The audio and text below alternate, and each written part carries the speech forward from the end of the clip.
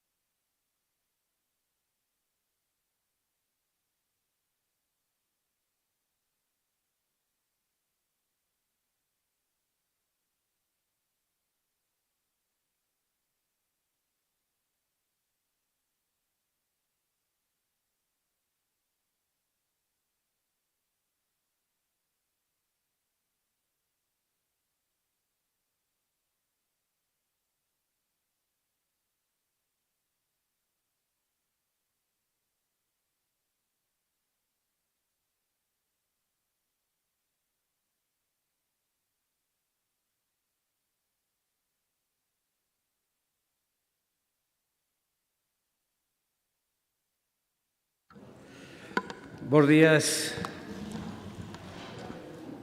señoras e señores deputados, medios de comunicación, funcionarios, público que nos acompaña.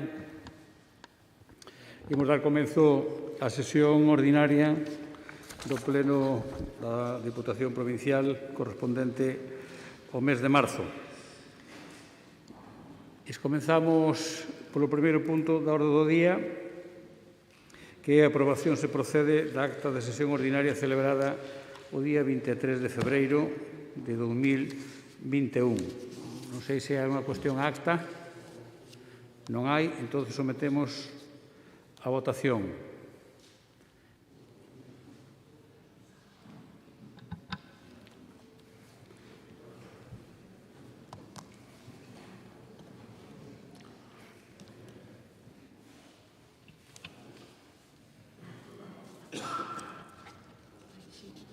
Votaxe.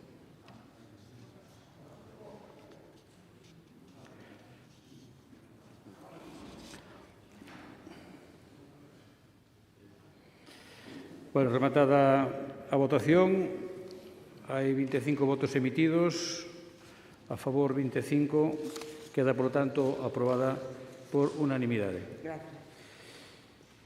Pasamos ao seguinte punto da orde do día, que é modificación do orzamento da Diputación 2021 vía transferencia e suplemento de crédito para o Plan Único 2021. Dictamen da Comisión, por favor. Fue dictaminado en la Comisión Informativa de Economía, Recaudación, Hacienda Especial de Contas, correspondiente al día 25 de marzo del actual, y vista la propuesta de la Presidencia, la Comisión informa favorablemente la propuesta y propone al Pleno su aprobación si procede. Muchas gracias, señora secretaria. Iniciamos, pois, o debate deste punto.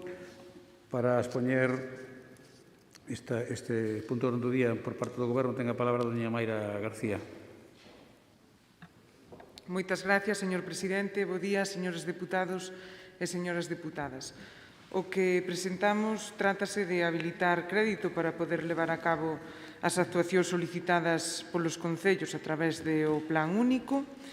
O que se propón é unha modificación orzamentaria mediante transferencia de crédito de 11 millóns de euros para modificar o crédito que estaba xa consignado no orzamento do 21 e, por outra banda, habilitar crédito mediante un suplemento de crédito de preto de 10 millóns e medio con cargo aos remanentes. Nada máis. Moitas gracias. Moitas gracias, doña Mayra. Para fixar a posición do BNG, ten a palabra don Efrén Castro. Nada que engadir, imos votar a favor, xa fixo a exposición doña Mayra, nada que engadir neste punto. Moitas gracias, don Efrén. Por o Grupo Popular, ten a palabra o señor Castiñeira. Tamén, moi brevemente, señor presidente, nada, simplemente, como dice no seu informe a señora interventora, ao estar suspendidas as reglas fiscais de gasto e de estabilidade, que era o motivo polo que o Partido Popular se abstiña no anterior plan único neste sentido, pois, bueno, neste caso vamos a votar a favor, posto que non hai un informe negativo en contra desta modificación de crédito. Moitas gracias, señor Castiñeira.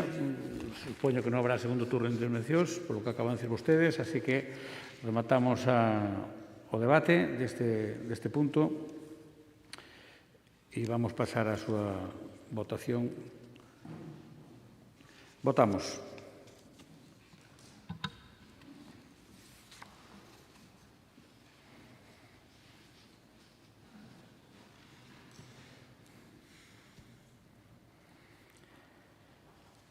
Rematada a votación, votos emitidos 25, votos a favor 25, queda, por tanto, aprobado por unanimidade. Pasamos ao terceiro punto, que é modificación do orzamento da Diputación de 2021 vía suplemento de crédito. Dictamen da Comisión, por favor. Vista la propuesta de la Presidencia, la Comisión Informativa de Economía, Recaudación, Facenda Especial de Contas, correspondiente al día 25 de marzo de 2021, informa favorablemente la propuesta señalada en el epígrafe y se propone al Pleno su aprobación si procede. Muchas gracias, señora secretaria. Hemos iniciado o debate e tamén, neste caso, en nome do Goberno, volve a ter a palabra a doña Mayra García para que nos expoña este punto da orde do día. Moitas gracias, señor presidente. Pois o que propoñemos é outra modificación de crédito vía suplemento de crédito con cargo aos remanentes por un importe de 2.482.976,15 euros para facer fronte a compromisos de gastos de anos anteriores aos 2019, principalmente derivados do Plan Único, e tamén para asumir o gasto de convenios plurianuales que se firmaron a finales do ano pasado, cando xa estaba aprobado o orzamento para o 2021. Moitas gracias. Moitas gracias, doña Mayra. Señor Castiñeira, polo Grupo Popular. Tamén, moi brevemente, no mesmo sentido que no anterior, o que, si, non sei, quizás igual nos poden explicar, igual pode ser un erro. Na proposta ven a cantidad de 2.482.976,15 euros, pero despois no informe relativo ao saldo de remanente de tesorería fálase de incorporación de remanente por importe máximo de 3.131.479,25 euros. Está ben, non ten nada que ver un co outro. De todas maneiras, agradecería que se dirija á Presidencia para facer preguntas aos funcionarios e o Presidente autoriza esa intervención ou non. Moitas gracias. Sí, bueno, non, facía en general. Sí, pero...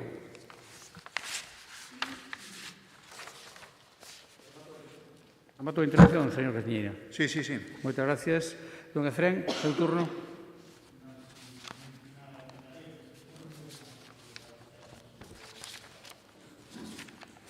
Moitas gracias. Ben, pois entendo tamén que non hai segundas intervencións, aclarado estes asuntos, así que pasamos á votación.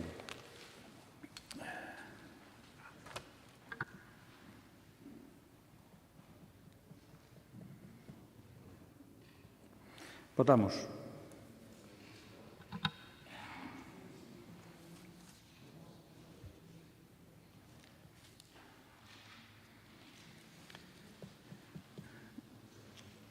Hai unha persona que está sin votar.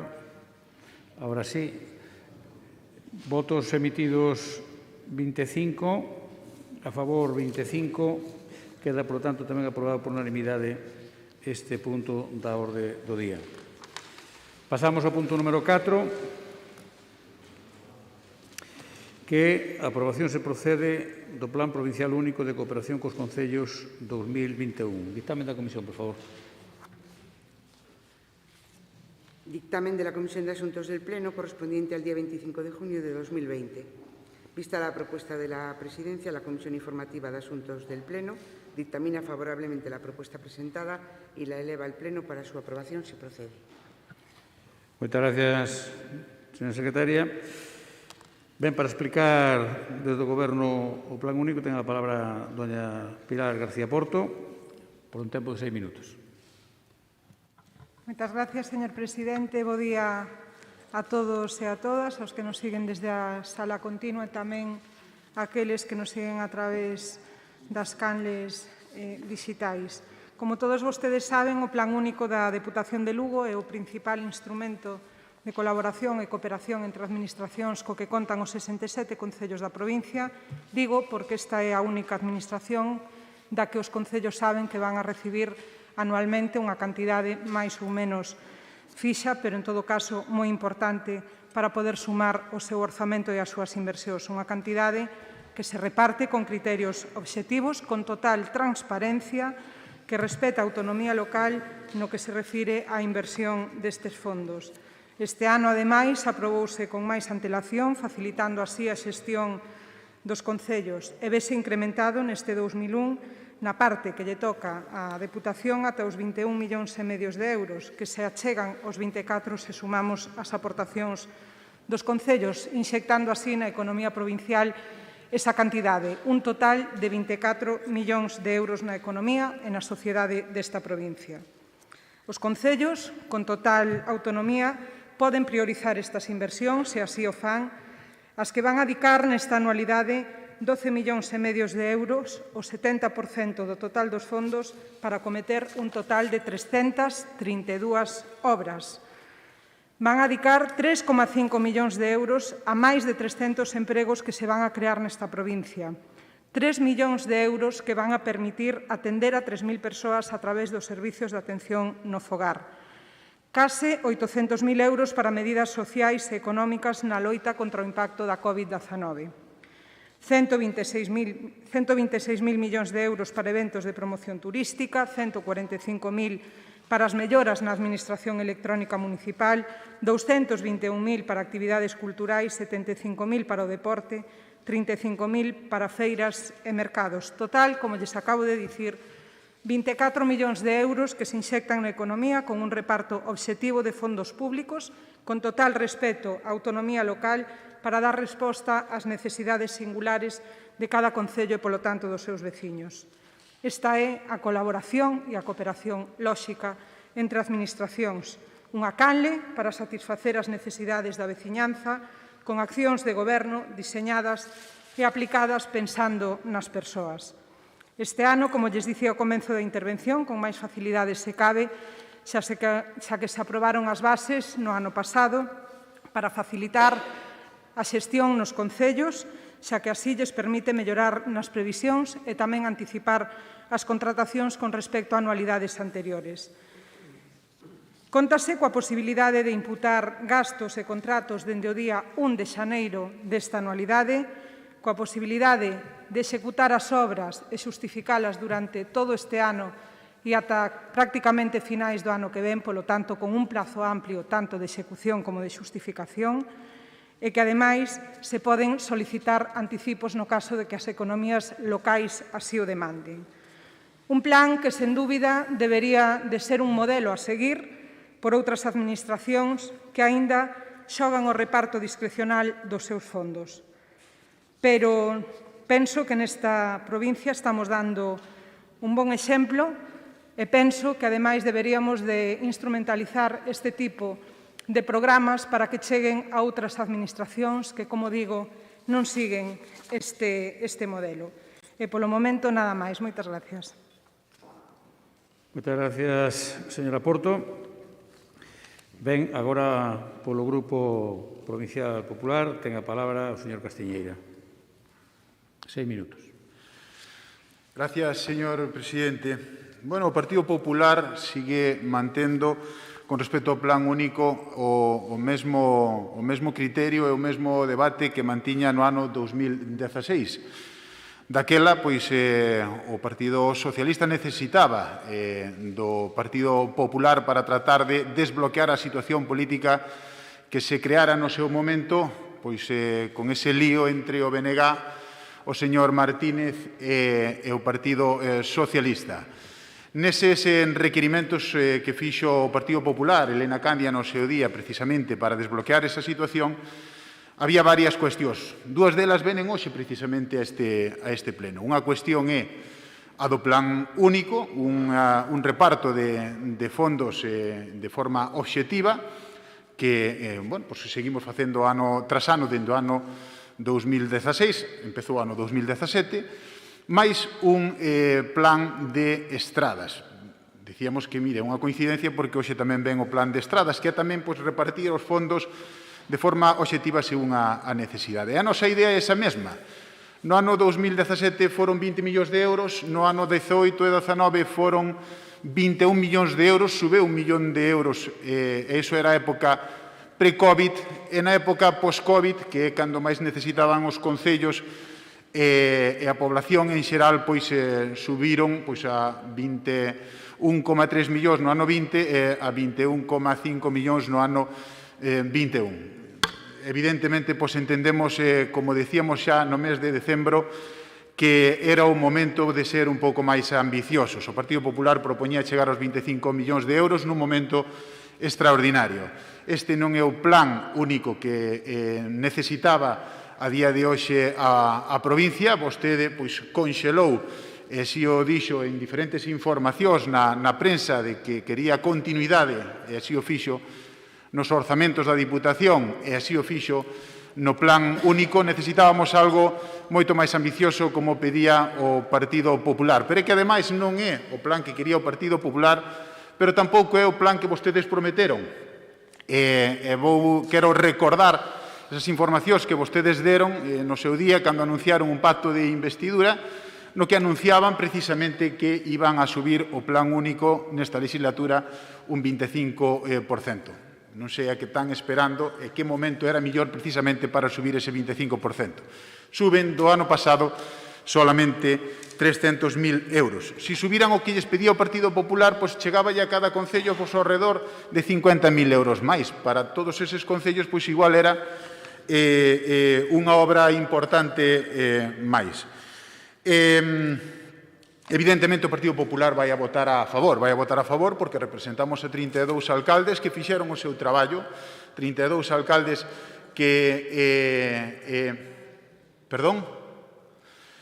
Representamos a 32 alcaldes que fixeron o seu traballo e que, evidentemente, están esperando a que isto saia adiante o antes posible para poder poñelo cos seus veciños, que é donde debe estar. Non é o plan que nosotros prevíamos, non é máis que mirar para os nosos veciños, para a Coruña. A Coruña tiña un plan de 47 millóns de euros antes do Covid e pasou a un plan de 64 millóns, ou sea, sube un 37%. Gustaríanos máis esa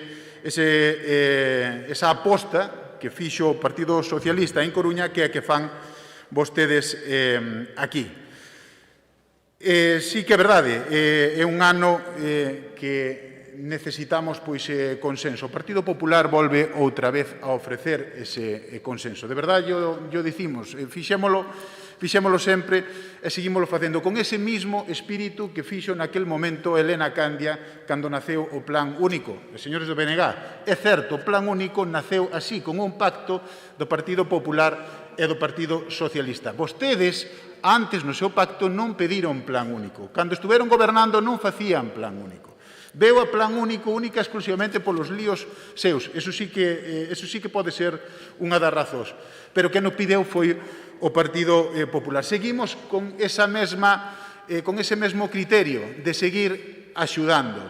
Pero, evidentemente, deben escoitarnos. O Partido Popular é o partido máis votado desta corporación. Representa, como decíamos antes, a 32 alcaldes e a outros tantos grupos políticos que están na oposición, e, dende logo, é unha visión moi importante do municipalismo desta provincia. Polo resto, o que non queremos é propaganda. Por outro lado, nós queremos planes reais. Con nosotros ten a posibilidade de discutir e de falar de diñeiro, como se falaban con Elena Candia, dispoñer para o Plan Único 20 millóns de euros, 15 millóns de euros para o Plan de Estradas. Ahora non nos chame para facer propaganda, para dicir que sacan vostedes un plan Impulsa Lugo que non ten axudas para as empresas e o tecido económico. É un plan de propaganda, única, exclusivamente. Propaganda nas radios, na prensa e demais. E o resto son planes que xa existían e e que vostedes pois lle queren poñer nombre porque estaban pois certamente acomplexados de que aquí lles pediremos as axudas. Pero importante, non o dice o Partido Popular, o dice todo o mundo, o dice todos os analistas, é ahora mismo dotar o tecido económico de axudas directas que lles permitan pagar esas facturas. Vostedes non fan, entonces para a propaganda non nos chamen, chámenos para cousas serias como é o Plan Único ou o Plan de Estradas. Moitas gracias, señor Castiñeira. Agora, por o grupo do BNG, ten a palabra don Efrén Castro.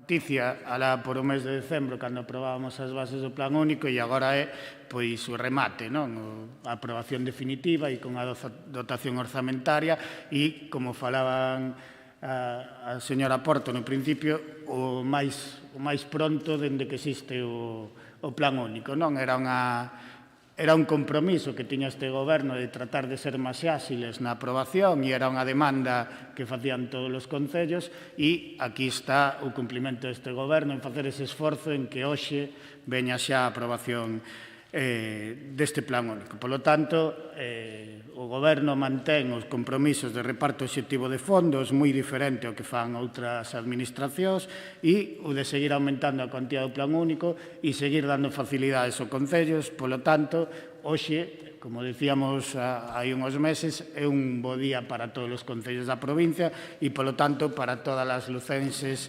e lucenses. Entrando no que decía o señor Castiñeira, xa sin ir a outros temas, o que teñen claro todos os habitantes da provincia de Lugo é que se existe Plan Único da Diputación de Lugo é porque hai un goberno formado por o BNG e polo PSOE. Por unha cousa tan sinxela como que existen 4 diputacións provinciais neste país, 3 están gobernadas polo BNG e polo PSOE e unha polo PP, na que está o PP non hai Plan Único. Onte mesmo salían noticias de como reparte a Diputación de Ourense os fondos e de como facía só os concellos do Partido Popular os convenios e, polo tanto, esa é a prova do algodón, esa é a prova que non resiste. E eu sei que, incluso vostede o reconoce na súa argumentación, porque mira para os veciños, que nós podemos mirar con orgullo, porque forman goberno BNG e PSOE dos veciños da Coruña, pero non mira para os veciños do sur, donde goberna o Partido Popular e moi longe están de ter un Plan Único, ou non mira para a Xunta de Galiza, que moi lexos está de facer un reparto obxectivo dos fondos. Polo tanto, o que decía, o que está claro que para manter os plans únicos e repartos obxectivos do diñeiro da Diputación fan falta gobernos como que actualmente forman, no que este o BNG e o Partido Socialista. E o de resto, señor Castiñeira, sí que é propaganda. Sí que é propaganda porque a prova está que teñen oportunidade de facelo e ali onde gobernan non o fan. Polo tanto, eu quero quedarme con o positivo. Hoxe é a vez que máis rápido se aproba o Plan Único, seguimos facilitando os concellos que podan traballar e é o compromiso que tiñamos cando formamos este goberno e hoxe estamos orgullosos de dar este paso. Nada máis, señor presidente. Moitas gracias, don Efrén. Señora Porto, segundo turno. Ben, pois, nada novo por parte do Partido Popular, que sigue anclado no pasado, intentando atribuirse méritos porque non son capaces de ter ninguna iniciativa novedosa e que aporte futuro a esta provincia. Nós a verdade é que somos moito máis de traballar para o futuro dos veciños desta provincia. Donde vostedes gobernan, señor Castiñeira, nin hai Plan Único, nin hai Asomodel, nin na Deputación de Ourense, que é a única deputación que gobernan en Galicia, nin na Xunta de Galicia. Porque, mire, vostedes traballan con nocturnidade e alevosía. A Xunta de Galicia publica órdenes nas que probablemente algúns xa sepan cando van a sair e ata que obras se poden adxudicar en base a algunhas visitas que andan rondando por aí. E dígollo claramente, porque a orden que vostedes publican dende a Xunta de Galicia di que se tramitará na modalidade de concorrencia non competitiva, de xeito que as solicitudes de subvención van a ser atendidas respectando a orde de entrada, sin comparación con outras solicitudes, ata o esgotamento do crédito disponible. Polo tanto, algúns seguramente xoguen con certa ventaxe. Ese non é o noso estilo, señor Castiñeiras. E pide vostede Un plan único máis ambicioso económicamente. Eu pregúntolle de onde? Que llo quitamos? Os 9 millóns de euros de residencias que a Xunta de Galicia non quere asumir sendo da súa competencia? Quitámoslle a inversións que xa se están facendo en moitos concellos desta provincia? Mire, usted di que nos comprometemos subir o 25%, sempre cando, falta a segunda parte do acordo, sempre cando a Xunta de Galicia asumir as competencias que lle son propias e que está asumindo esta institución. E di vostede que representan a 32 alcaldes que traballan, e logo o resto de alcaldes da provincia non traballan, e ustedes, por outro lado, representan solo a 32 alcaldes e o resto de veciños e veciñas desta provincia que quedan todos para esta parte, nos encantados, pero eso desde logo non encaixa no discurso que outras veces vostede tan alegremente di por aí. Non é comparable a Diputación de Coruña coa Diputación de Lugo. A nós tamén nos gusta máis económicamente o plan da Diputación da Coruña, pero é que nos duplican en presupuesto, señor Castiñeira. Polo tanto, hai que poñerse cos pés na terra e saber co que conta cada un. E a min o que me sorprende é que vostedes veñan aquí a criticar o plan único desta institución, veñan a criticar a inxección de 24 millóns de euros con repartos obxectivos na economía desta provincia, cando ustedes en 4 meses que gobernaron aquí repartiron discrecionalmente, todo un exemplo, 5 millóns de euros. Atrévense a decir isto aquí e logo ali onde gobernan vostedes como partícipes dunha organización política non son capaces de levantar o dedo para decirlle aos seus dirixentes, por exemplo, na Xunta de Galicia ou na Diputación de Ourense, que apliquen os mesmos criterios que se están aplicando na Diputación de Lugo, que para vostedes parece que son todo un modelo. Moitas gracias. Gracias, señora Porto. Señor Castiñeira, segundo turno.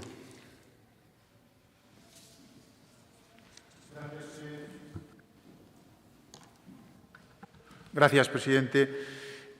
Señora García, vostede dice que non propoñemos. Home, e de onde os quita? Mire, nós propuxémoslle subilo a 25 millóns de euros en decembro. Podía ir ao debate, tiñao moi fácil. E además dixémoslle de onde de quitalos. Dixémoslle que eses 3,5 millóns de euros que vostedes o ano pasado sacaran do remanente precisamente para facer convenios, a maior parte deles con concellos socialistas e do BNG, pois podenos sacar dai e repartilos obxectivamente, pero vostedes non queren. Esa é precisamente a razón pola que a vostedes non lles gusta o plan único, porque prefieren a discrecionalidade. Señores do BNG, mire, vostedes levan gobernando co PSOE na Diputación desde o ano 2007. O plan único naceu no ano 2016. Mire que coincidencia, cando vostedes non estaban. O sea, que non diga, vostedes puderan non facer, pero gustáballes o dedito que antes reclamaban que non tal, e gustáballes. E síguelles gustando, porque se non facerían o que nós pedimos aquí, reparto xusto e proporcional, tanto para as estradas como tamén para o plan único. Home, na Diputación de Coruña, o Partido Socialista leva gobernando, pois non sei se son 8 anos ou un pouco máis. Xa existía plan único. Falar do reparto da Xunta de Galicia, bueno, non se comparen. Xa de por sí os concellos xa reciben unha cantidade importante, tanto ou máis como é o plan único, precisamente de fondos de cooperación da Xunta de Galicia, que además non ten obligación de ningún tipo para inversións ni nada, simplemente son fondos directos para os concellos. E lles digo máis, mire, vostedes traen aquí un acordo que é, ademais, modificar as bases que aprobamos en decembro. Non falaron vostedes nada, pero volvemos a meter pola porta de atrás restriccións. No seu día xa lles dixemos, señor Rivera, que o das prórrogas, o de eliminar as prórrogas, estaba moi mal. Estaba moi mal porque 32 concellos solicitaron prórrogas e é moi interesante para os concellos que non tenen os mesmos medios que nosotros. Pero é que agora, pola porta de atrás, veñan aquí a dicir que, oiga, transcurrido o plazo de xustificación nas bases, sen ter presentado a correspondente conta xustificativa, enterase que o Concello renuncia á achega. Cando antes se avisaba con 15 días e cando se lle daba unha audiencia. Volvemos a tratar de coartar a autonomía local. Non queren prórrogas, non queren imprevistos e queren seguir manexando os concellos. E iso pois non nos gusta a nosotros e tampouco os alcaldes, incluso os alcaldes socialistas, algún deles ou algún de vostedes aquí presentes.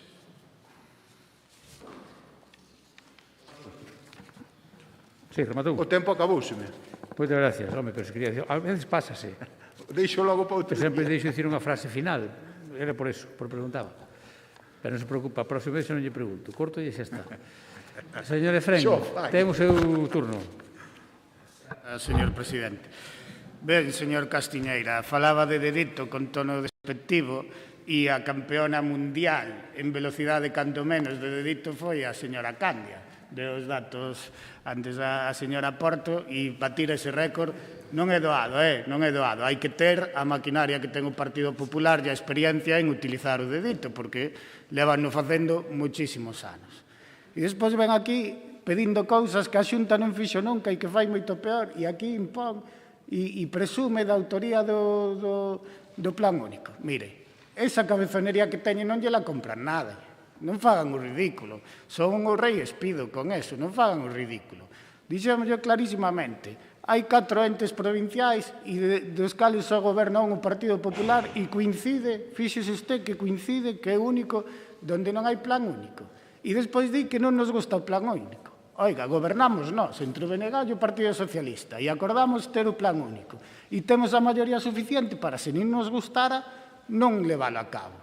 Pero o que pasa é que nós sí que creemos. E a prova está que, ademais, é unha marca dos dous partidos en todas as diputacións. E vostedes non poden decir eso. Vostede fala do dedito e está moi anclado no pasado. Eu xa sei que lle gustaba moito xogar no barro e batir esos récords do mundo de dedito, pero o que está claro é que eso acabouse. Agora hai un goberno estable e que cumple o que prometeu, que é un reparto obxectivo e manter o avance do plan único.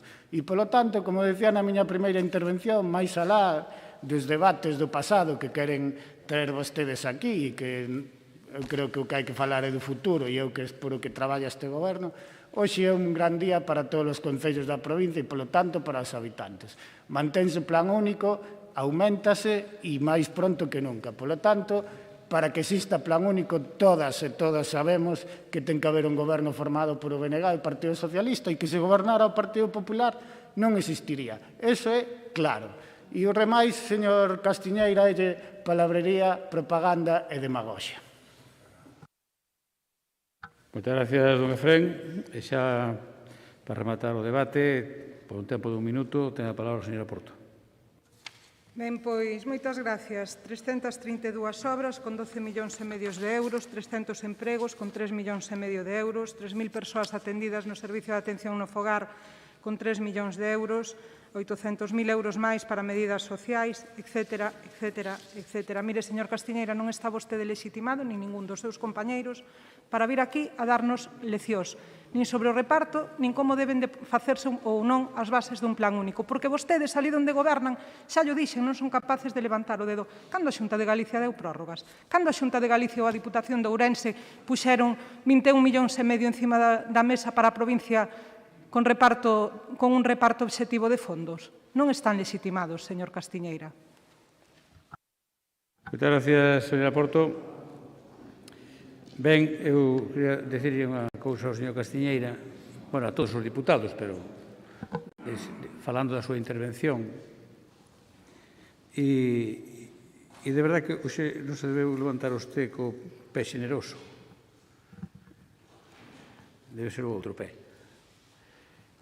E eu teño medo que vostede se convirta nunha estatua de sal, porque lle gusta moito mirar para atrás. Está sempre mirando para atrás. Eu dixen, cando tomamos posesión, recordará que iba a mirar para adiante.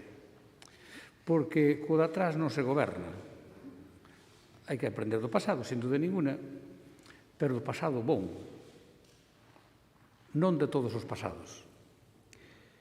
Inda que os pasados conforman a nosa historia. E eu digo, debe ser porque está en Semana Santa, teñen o lamento, que gusto lles daba gobernar desde fora, sin ter responsabilidades e facer o que querían. Que gusto lles daba. E votaron moito de menos. Votaron moito, dicen cada pleno. Mire, fala vostede da Coruña.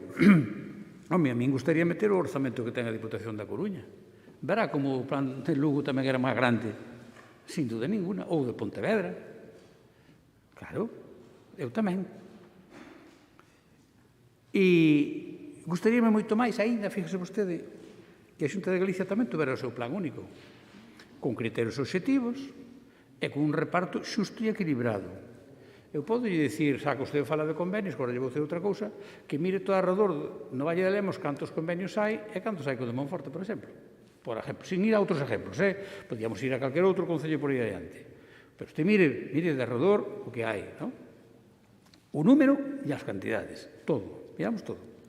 Así que vaya dicindo ao seu goberno, supoño que alguna vez se reunirá con eles, non sei se está no círculo próximo, no círculo periférico, pero igual, en algún círculo estará, dígalle que, hombre, que evolucione, que si ustedes predican el plan único aquí, que lo prediquen allí tamén. E con criterios objetivos, non como este ano que fala vostede do plan de cooperación cos concellos e baixar non 4,5 millóns de euros. Iso sí que é axudar aos concellos, reducir o plan de cooperación cos concellos en 4,5 millóns de euros. Iso fixo a Xunta donde gobernan ustedes, señor Castiñeira. E logo, hombre, a ver, se usted é un representante público da provincia de Lugo, deberá falar de onde goberna e de onde ten compañeiros na oposición, os seus portavoces nos concellos. Por tanto, do conxunto da provincia de Lugo. E deixar de falar de 32 alcaldes, porque eu tamén podo falar de 28, máis gobernos en coalición, etc., etc. Pero é que os seus 32 alcaldes, por números así grosos, aproximadamente, máis menos, gobernan un 20% da población da provincia. E os outros 28 gobernan un 80% da población da provincia. O sea que non hai comparación, non hai color. Iso é así, lle gusta ou non lle guste. E logo, xa falando de convenios, eu recordarei todo o mandato. Despois, cando cambiamos de mandato, se estamos aquí, xa falaremos de outra cousa. Pero agora, tócame dicirlo. Vostedes, nos tempos modernos, digamos, gobernaron a Diputación 4 meses, escasos. En 4 meses firmaron 32 convenios. Resultado, 33 convenios. Resultado de fútbol deses convenios, 32-1. Evidentemente, 32 para o Partido Popular e unha cousilla pequenilla para o Concello de Cervantes. Un despiste destos, que vamos a disimular aquí, que non molestamos, non pasa nada. E iso é o resultado brillante dos seus convenios e logo eu respetei acordos que non tiña por qué e dediquei os primeiros 6 meses de goberno a firmar convenios para o Partido Popular. Foi o que me dediquei, firmar convenios para o Partido Popular, que non tiña por que facelo. Pero parece que había determinado acordo que eu cumplí. E a mí gusta cumplir os compromisos. Así que, señor Castiñeira, debería usted tamén, ademais, ser un poquinho máis prudente, porque as administracións teñen que funcionar, aparte do principio de eficacia, e, por suposto, de un trato igual aos ciudadanos, non utilizar unhas administracións según nos convenga e outros non. Fala vostede das prórrogas. Mire, nós queremos dar as mesmas prórrogas, as mesmas, e repítolle, exactamente as mesmas, por se non queda claro, que a Xunta de Galicia. As mesmas. E máis, ese texto que vostede fala está copiado da orden da Xunta de Galicia. Literal, copiado da orden da Xunta de Galicia. Así que, se a Xunta de Galicia entende que se eu non presente justificación desisto, por que non lo vai pensar a Diputación de Lugo? Ou é que vostede quer alargar o plan único do 17 hasta o 23? Pero isto que é? En que administración estamos falando? Terceiro mundo? Donde non hai administración? Un país fallido? Non, hombre, non. Isto non é iso. Así que, de verdade, eu creo que este tipo de cousas temos que ser prudentes, aqueles que gobernamos unha institución, un concello, unha diputación, o que sea. Temos que ser prudentes e falar con rigor. Porque, senón, perdemos credibilidade por moito que nos recollan un titular no medio de comunicación. Iso non vale para nada. Pode valer para ese día a satisfacción ou ego personal de cada un. Pero o resto non vale. Por tanto, o importante é o que facemos de cara aos ciudadanos, o servicio que lles prestamos aos ciudadanos. E pasamos a votar o plan único de cooperación cos concellos para o vindeiro ano, o dito para o presente ano 2021. Votamos.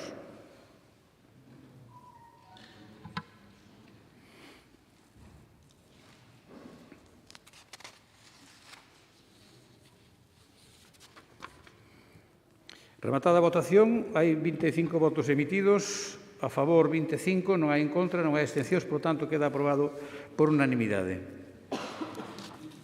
Pasamos ao punto número 5, que a aprobación se procede da rectificación do erro material detectado no texto da Ordenanza Xeral de Subvencións da Deputación de Lugo. Dictamen da Comisión, por favor.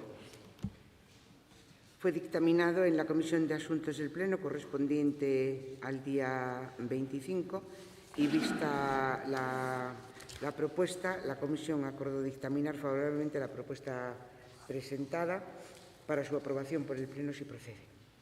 Moitas gracias, señora secretaria.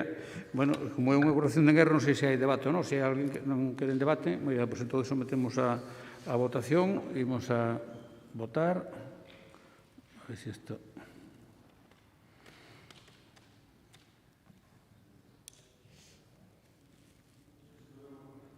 Está pensando, ¿eh? Votamos.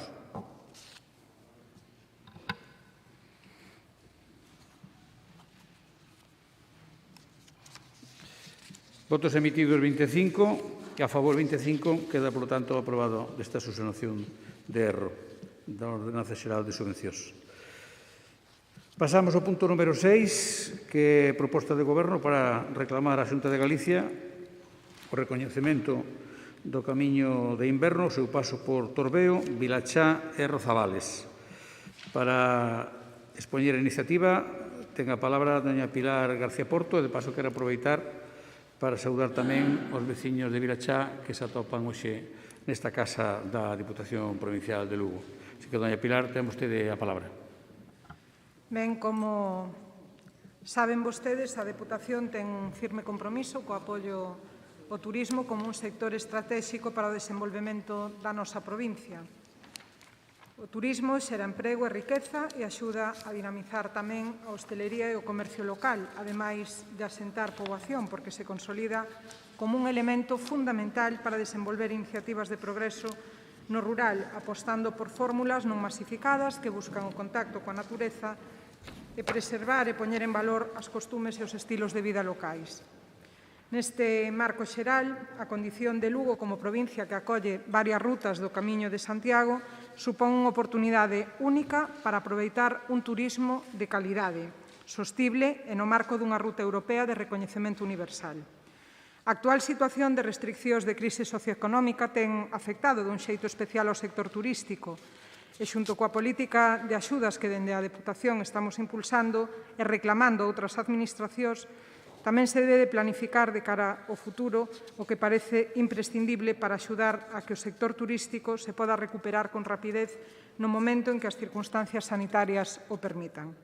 Por ese motivo, queremos manifestar a iniciativa impulsada pola Asociación de Veciños e Veciñas de Vilachá de Salvador, que xa en xuño do ano pasado, do 2020, reclamaban á Dirección Xeral de Patrimonio Cultural da Xunta de Galicia o recoñecemento oficial do trazado orixinal do Camiño de Inverno no seu paso polas parroquias de Torbeo, en Ribas de Sil, Vilachá de Salvador, na Pobra de Brollón, e Rozavales, Vilamarín Caneda e Santa Mariña do Monte, en Monforte de Lemos.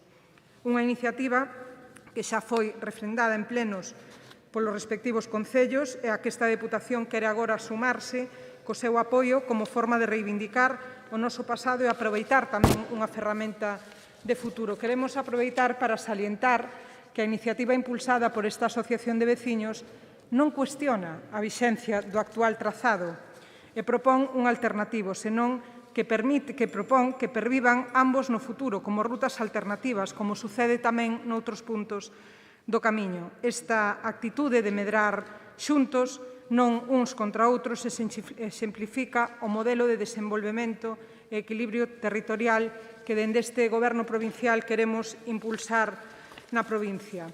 Este tramo no Camiño Xacobeo que pasa por Torbeo e Vilachá son os únicos dos canóns do Sil, xa que no Miño hai outros que están declarados como zona estrictamente ribeira sacra. Un territorio que vai a contar nuns meses co recoñecemento da UNESCO como Patrimonio da Humanidade. Unha zona que xa conta con un ben de interés cultural como son as adegas, un elemento etnolóxico de primeira magnitude.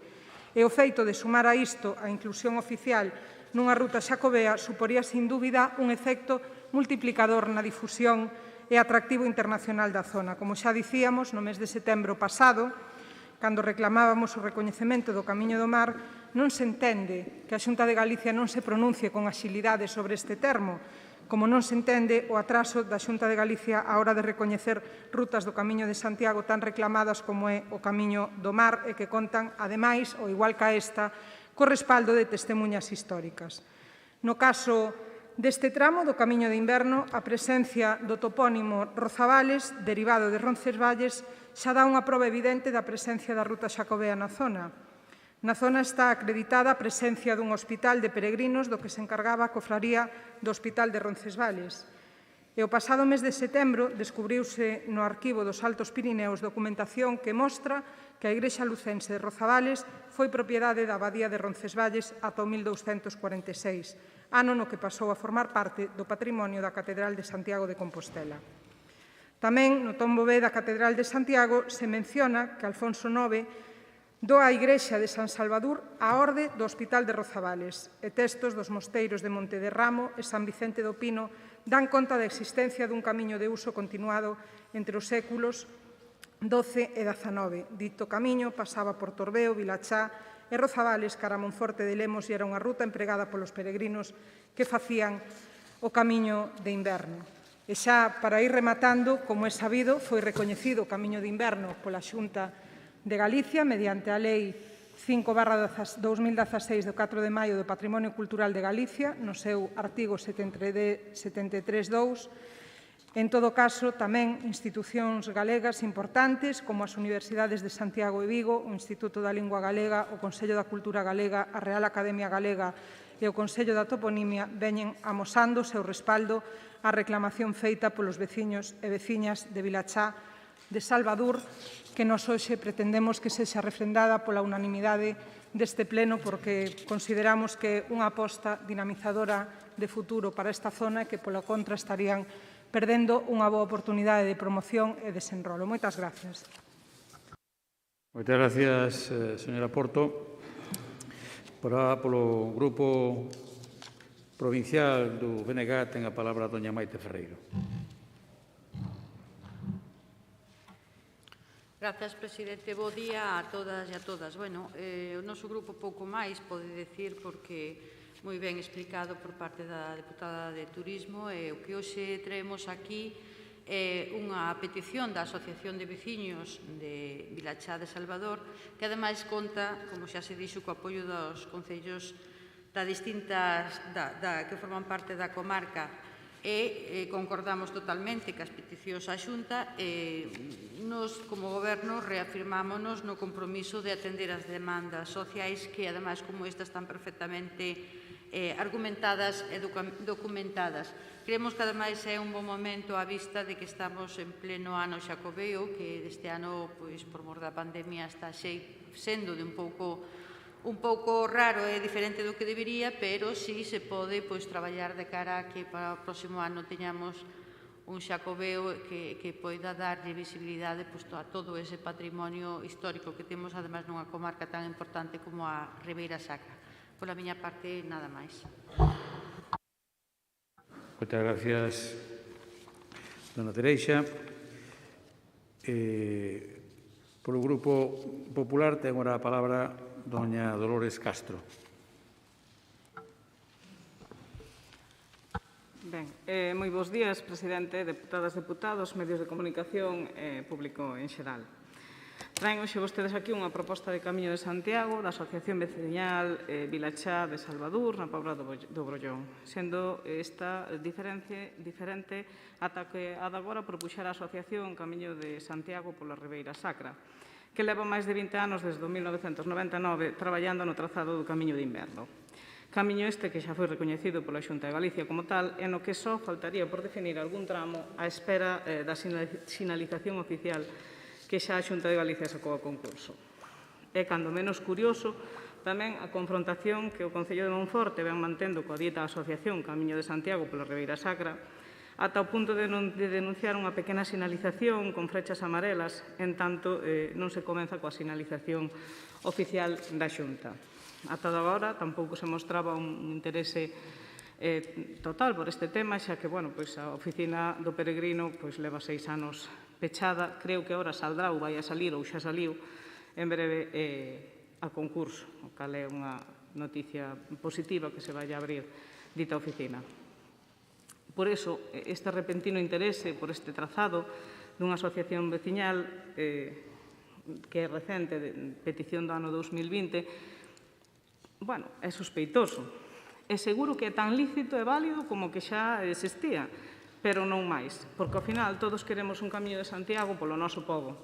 É seguro que comenzamos a investigar e atopamos probas e relatos que son válidos. Incluso no meu concello anda unha proposta de dita variante, pero que haberá que buscarlle unha solución, porque ao final, se temos máis camiños, máis peregrinos, máis camiños que peregrinos, vais a acabar desvirtuando e perdendo ese interese.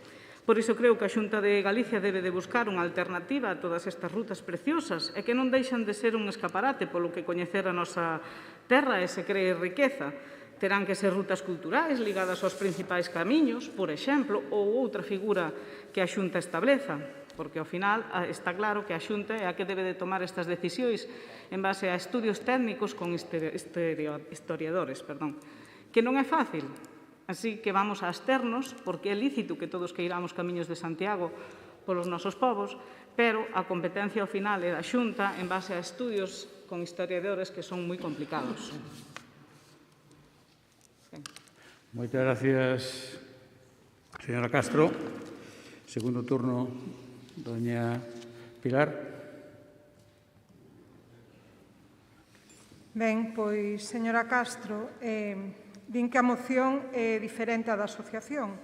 Home, evidentemente, nos acordos o que propoñemos precisamente é que se atenda a reclamación que formula a Asociación de Veciños e Veciñas de Vilachá de San Salvador para que se recoñeza de xeito oficial o trazado do Camiño de Inverno no seu paso por Torbeo, Vilachá, Rozabales. Pero é que usted tamén quere poñer a pelota no tellado da Xunta de Galicia, non vai moi desencamiñado no terceiro punto de acordo, porque o que lle pedimos nós é que a Xunta de Galicia realice precisamente os informes pertinentes para o recoñecemento oficial do Camiño de Inverno, o seu paso por Torbeo, Vilachá e Rozabales, para que as localidades polas que pasan conten con esa ferramenta no momento en que cesen as actuais restriccións marcadas pola pandemia. E di vostede que son sospeitosos os acordos que fan os plenos ou a proposta que fan os veciños. Sospeitosos de que? Sospeitosos de reclamar o recoñecemento histórico dunha ruta do Camiño de Santiago polo territorio que eles habitan. Mire, todos sabemos que antigamente o Camiño de Santiago era desde a casa de un ata chegar a Santiago. O sea que as rutas poden ser moitas, pero eu creo que sobran neste caso as testemunhas históricas, cando menos, para que esta ruta, como alternativa, sexa valorada e estudiada pola Xunta de Galicia. A min o certo é que non deixa de sorprenderme a lentitude coas resolucións que se teñen que traballar en positivo por parte da Xunta de Galicia. En cambio, cando é algo negativo, xa falaremos máis adiante neste pleno, como pode ser pechar un colexio, oiga, aí as resolucións son inmediatas, non respetan nada, pechan e punto, xa non se poden matricular os pequenos. Sin embargo, cando é algo positivo, como neste caso, alónganse vostedes no tempo, alá na Xunta de Galicia, hasta datas insospeitadas. Eu quixera tamén aproveitar a oportunidade que se nos dá, porque vostede mesma está recoñecendo a importancia do Camiño de Santiago e do Xacobeo como un impulso económico para o territorio, para dicirlles que as previsións da Xunta de Galicia, probablemente para este ano, e tal como nos están dicindo todos os indicadores, van a estar moi distantes das promesas ás que nos someteron dende o goberno autonómico. E quero aproveitar a oportunidade, porque seguro que vostede vai a falar con alguén con responsabilidades na Xunta de Galicia para dicirlles que reformulen canto antes a previsión que teñen para o Xacobeo 2021. E, sobre todo, que se dediquen a traballar polo futuro, que non se dediquen a poñerlle trabas á evolución. Por que non as rutas alternativas se teñen acreditación histórica? Cando menos sometan o estudio e veremos o que din eses estudios. Se din que sí, adiante. Se din que non, haberá que demostrar por que non. Porque, desde logo, a evidencia histórica está en riba da mesa para recoñecer este trazado, ao igual que con anterioridade se recoñeceron outras rutas alternativas. Moitas gracias. Moitas gracias, señor Porto. Doña Maite, seu turno. Bueno, eu creo que se o Grupo do Partido Popular non lle parece axeitada esta proposta, pois que o diga claramente, non pasa nada, pero que poña a disculpa de que non podemos permitir que un leve para diante da súa casa o camiño primitivo. A ver, sona un pouco a chiste, porque levamos ao longo da historia casi vendo que que o camiño primitivo, calquer outro tipo de camiño, desvíase cando realmente hai intereses que moitas veces non son públicos precisamente. Eu creo que este está bastante argumentado, creo que ademais hai estudios que así o demostran e, en todo caso, pois, sencillamente, pois, que a Xunta o estudie e que valore. Eu creo que se este camiño está documentado e estudiado, esa variante, por que non? Eu entendo que precisamente o que precisamos é que eses camiños non estén tan cheos de xente, que non haxa esas aglomeracións, precisamente que hoxe hai algún camiño que xa escapan moitas persoas porque non queren ver esa saturación e despollemos, además, de un entorno ambiental e xeográfico con un patrimonio importantísimo que axuda a dalo a coñecer e que veñan outras persoas tamén, non só polos camiños, sino pola intensa variedade e riqueza que lles podemos ofrecer. Moitas gracias, doña Maite. Señora Castro, segundo turno. Ben, eu non dixen que fora sospeitosa a asociación, digo que é sospeitoso que justamente volva a salir agora, cando xa se leva 20 anos traballando no trazado do camiño de inverno, que veña a salir isto. É lícito, repito, hai moitísimas peticións, non é só esta, de camiños de Santiago polos povos, porque que todo o mundo quere que pase por ali, porque realmente é eso que estaba dicindo vostede, riqueza para o sitio e ao final crea postos de traballo, pódense poñer albergues, etcétera, etcétera, etcétera. Entonces, bueno, é lícito, é o que quero dicir, que todo o mundo queremos camiños de Santiago por os nosos povos, e que ya está, a vista está, porque cada vez salen máis rutas e máis historias para que pasen por o teu povo, non?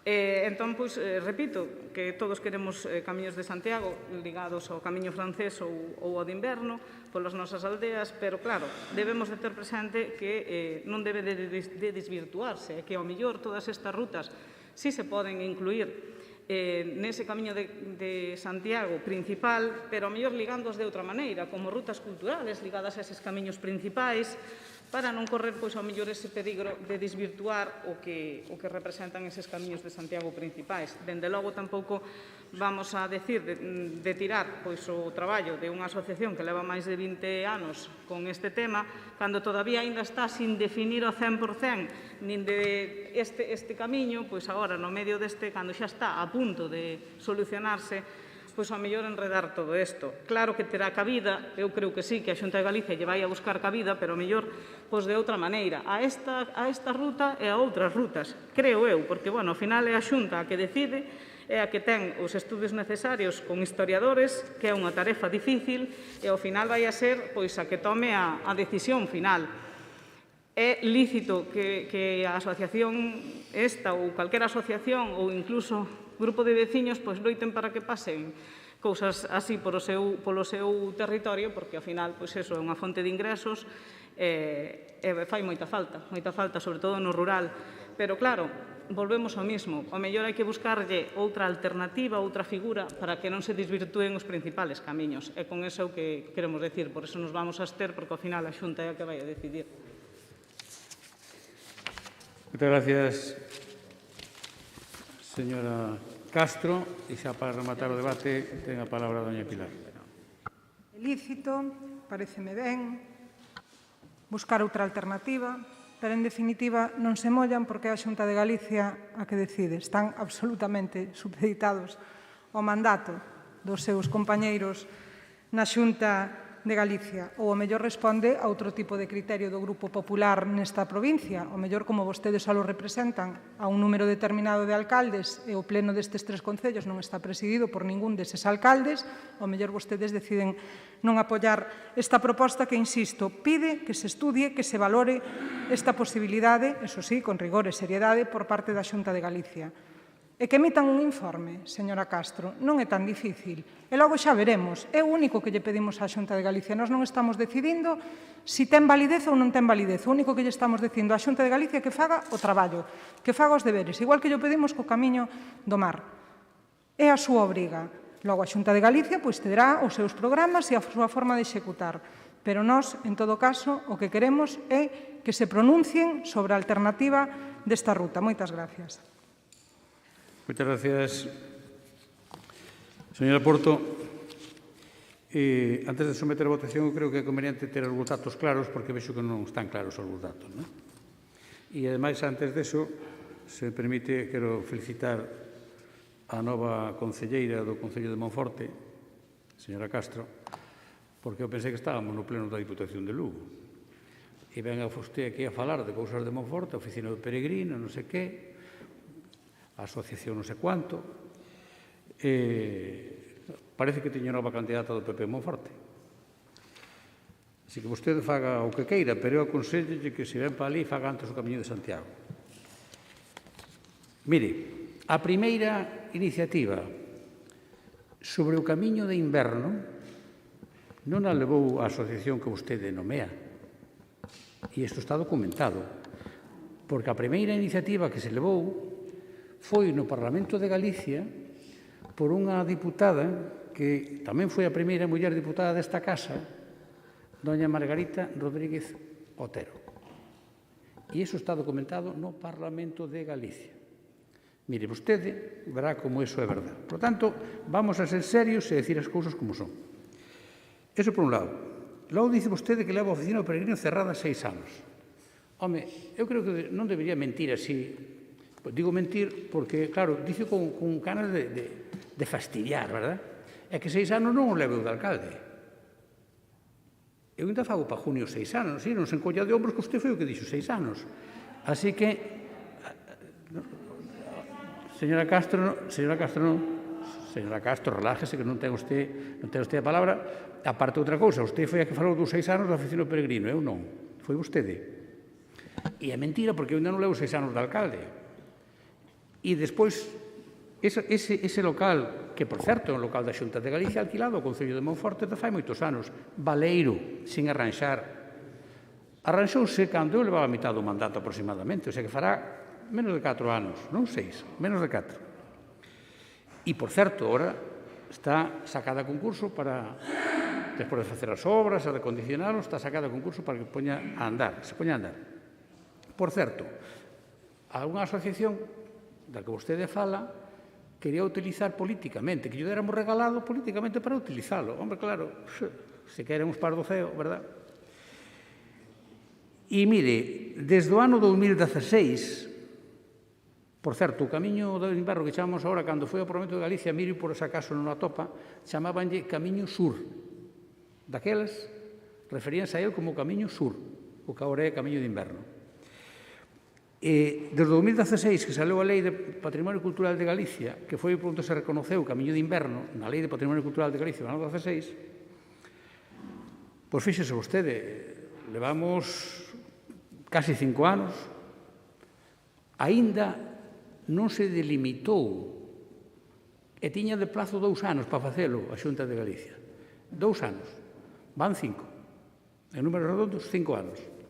Diga a Consellería de Educación, de Cultura, que delimite isto dunha vez, que saque o decreto dunha vez.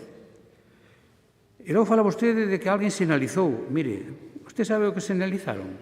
Sinalizaron de xeito ilegal en mobiliario urbano que está prohibido. É que está prohibido señalizar pintadas, facer pintadas en mobiliario urbano. Este aplaude eso. Pero, hombre, por favor, E, ademais, mire, se usted ahora mesmo mira a páxina da Consellería, pode mirala, o seu paso por Monforte o camiño ten 2 rutas na cidade de Monforte. Dúas rutas. Unha que lle chaman itinerario principal e outra que chaman itinerario alternativo. Fíxose vostedes se pode haber rutas alternativas. Se na cidade de Monforte ten dous, como non vai a poder ter máis, como decía aquí doña Maite? Claro que pode ter variantes. E logo xa remato, mire. Vostedes teñen uns principios para un e outros para si mesmos. A cidade máis grande da comarca de Lemos é Monforte, con respecto a todas as outras vilas da comarca, por suposto, donde se cumplen máis de 100 kilómetros, 120 e algo, para que despois, cando cheguen a Compostela os peregrinos, se den a Compostela. Sin embargo, vostedes, de momento, o único albergue público foron facer ao Sabiñao, donde non hai nin principio nin fin de ninguna etapa. Ao Sabiñao, eso sí, non sei como conseguiron, ou se a compraron, ou como foi, nunha casa rectoral. Ustedes explicarán. Non sei por que en outros sitios hai albergues públicos da Xunta de Galicia e en Monforte non hai. Isto tamén é unha casualidade. Mire que o pedimos, incluso por acordo unánime de pleno, cos votos a favor do Partido Popular de Monforte. E non hai. Nin se lle espera de momento. Así que, cando falemos do camiño de inverno, como calquera outra cousa, hai que facelo con rigor. Non engañar a xente.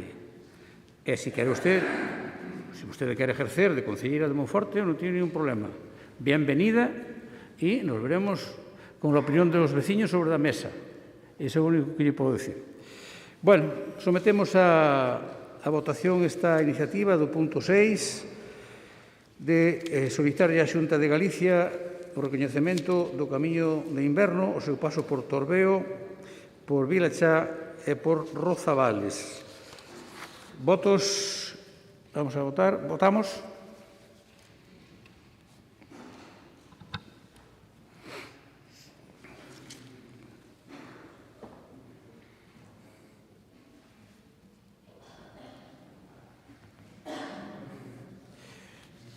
Resultado da votación, 25 votos emitidos, votos a favor 13, en contra non hai, abstencións 12. Queda, por lo tanto, aprobada esta iniciativa. Pasamos ao punto número 7, que é unha moción do Grupo Provincial Socialista para reclamar á Xunta de Galicia que garanta a continuidade do CEIP de Bamonde. E antes de iniciar o debate tamén quero dar a benvida aos veciños de Bamonde que se atopan hoxe presenciando o pleno nesta casa. Para explicar a iniciativa, para explicar esta moción do Grupo Socialista, ten a palabra a doña Pilar García Porto. 6 minutos. Ben este asunto a pleno para o seu debate por segunda vez, xa que dende o pasado mes de decembro a AMPA do CEIP de Bamonde e a veciñanza manifestan o seu claro rexeitamento á decisión unilateral tomada polo alcalde de Begonte para pechar o centro educativo no que estudan 30 nenos e nenas e así ceder o edificio público do colexio a unha entidade privada que o convertiría nun conservatorio de música. A pesar das protestas dos pais e nais, do respaldo dos veciños e das veciñas, das peticións de información formuladas desde este pleno no Parlamento de Galicia, nin o alcalde de Begonte, nin o conselleiro de Educación ofreceron información satisfactoria sobre o suposto proxecto, porque ata agora ninguén o ten claro. Pero a Consellería, que en decembro dicía que non contemplaba o peche do centro, parece traballar agora o ditado do alcalde e limita a matriculación dos cativos nese centro. A comenzos deste mes de marzo, as familias viron como a Xunta de Galicia impedía a matrícula no centro de Bamonde para o curso 2021-2022, a pesar de que oficialmente non se anunciou ningún cambio na situación do devandito centro. Que xeito de traballar é este? A isto me refería eu cando lles dicía que teñen moita axilidade para o negativo, pouca axilidade para o positivo. Ao mesmo tempo, a asociación responsable da Escola de Música anunciaba xa que no vindeiro curso disporía dunhas novas instalacións completamente equipadas no edificio do Colexio de Bamonde. Tampouco se coñece documentación oficial que o acredite, porque ten esta información a asociación e ademais a fai pública. Nós cremos que rexeitar este novo ataque aos servicios públicos no noso rural é un xeito de evidenciar a mala política do Partido Popular para o desenvolvemento do medio rural. Retirar os servizos públicos do rural non é solución. Un ataque que, por outra banda, non é un caso illado, senón que é unha constante nas súas políticas. Menos centros de saúde, menos colexios, residencias de maiores sin plazas concertadas cando son públicas da Deputación, as outras xa as concertan coas entidades privadas. Nós vamos a tratar de seguir evidenciando esta política negativa que fan vostedes contra os servizos públicos gratuítos que reclamamos nós e de calidade para o medio rural, porque apostamos por un rural con futuro, non do mesmo xeito que vostedes. A nós non nos gusta e non compartimos este xeito de facer política e por iso rexeitamos a inacción da Xunta de Galicia, a actitude prepotente dun alcalde que, sendo un asunto, como el mesmo manifesta, de máxima importancia, non comparte cos veciños e actúa ás costas deles, e que, ademais, dende o primeiro momento, nin os escoitou, nin se puxo a disposición para dar explicacións, e que logo protagonizou comportamentos inaceptables de cara á veciñanza, me refiro, que declina os seus plans.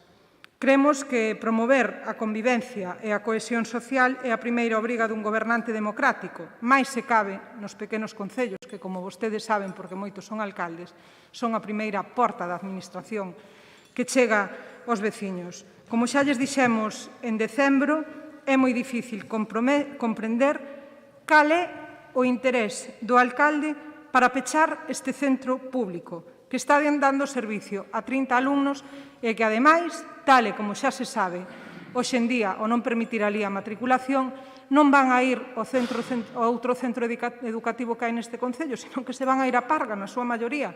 Polo tanto, non hai ningún tipo de explicación nin motivo. E, ademais, a maiores, e así o decía a AMPA, non habería ningún problema para que un centro educativo como este de Bamonde, que ve reducida a súa matrícula, como aconteceu en moitos que están no rural, poidera compartir instalacións, porque se podería desafectar unha parte para esas aulas ou conservatorio ou o que queira facer ali a Consellería ou o alcalde ou o que mande dos dous ou como vostedes o queiran plantexar.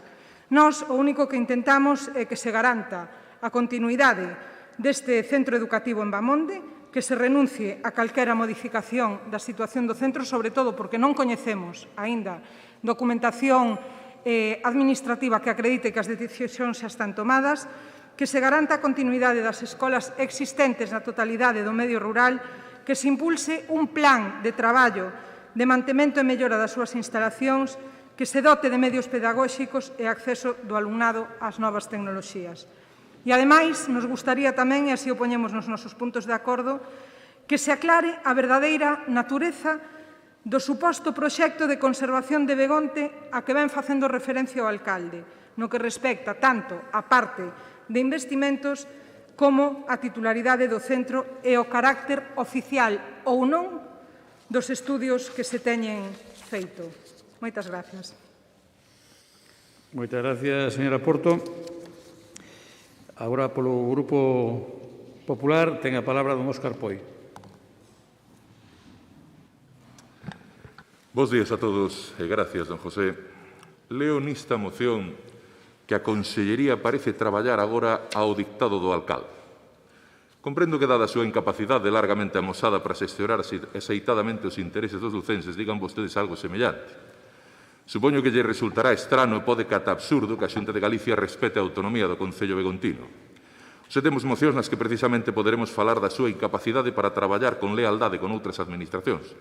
De feito, as mocións que traemos hoxe ao Pleno son precisamente pola incapacidade dos gobernos bipartitos de esquerdas para colaborar legalmente con outras administracións.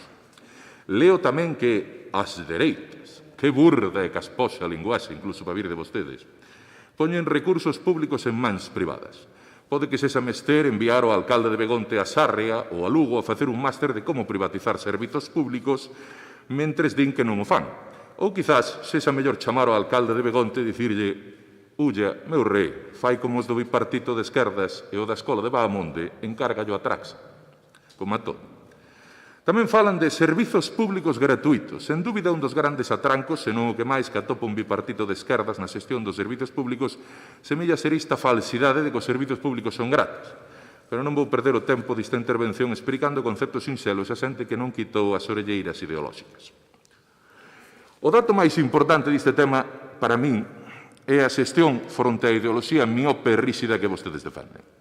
Ou se prefiren, o traballo dos alcaldes do Partido Popular perante a propaganda, o fume e a incapacidade de adaptarse ás necesidades dos veciños por parte dos bipartitos de esquerda. Faime moita gracia que falen vostedes hoxe neste tema de que se saben cousas, de que non hai expedientes, non hai papéis. Bueno, precisamente xa lles falaron antes do plan Impulsa, que expediente non hai, pero propaganda millonaria na prensa sí que temos. Vou poñer dous exemplos de alcaldes. Por un lado, un delegado de Vías e Obras da Deputación que non entende que as necesidades dos que viven no mundo rural ao respecto da mobilidade non caben pola chura das vías do século pasado. E por outro, por non incidir en Begonte, alcaldes como o Douteiro de Rei, que deseñou un plan fai tempo, cinguiuse a il, e hoxe pode dicir que, aproveitando as fortalezas do seu concello e loitando contra os seus problemas, ten un concello no que a Xunta veuse na obriga de facer obras de ampliación do colexio. Non teño claro, por falar de concellos limítrofes coa capital, que o alcalde de Castro Verde pode dicir que no seu concello quereselle pequeno colexio. Despois da literatura, nada fermosa, como de costume, que empregan na redacción desta moción, piden vostedes tres cousas. Primeira, pasar por riba da autonomía municipal. Por que non deixan traballar o alcalde de Begonte? Imaginemos o grado de alporizamento de todos vostedes se, por exemplo, a Xunta, polo menos para evitar o bochorno, decidise non permitir ao Concello de Monforte convocar probas de acceso á policía local cando lle apetece ao alcalde. Que a Xunta abandone os criterios, segundo punto, que a Xunta abandone os criterios de racionalidade, prudencia e xestión responsable dos recursos públicos. E aquí, de modo consciente, deixaría un espazo en branco para que na réplica vostedes podan enchelo con demagoxias e falsidades tipo os recurtes non son xestión ou similares. Tiren do argumentario vello, porque tamén é certo que outro, actualizado e realista, non teñen.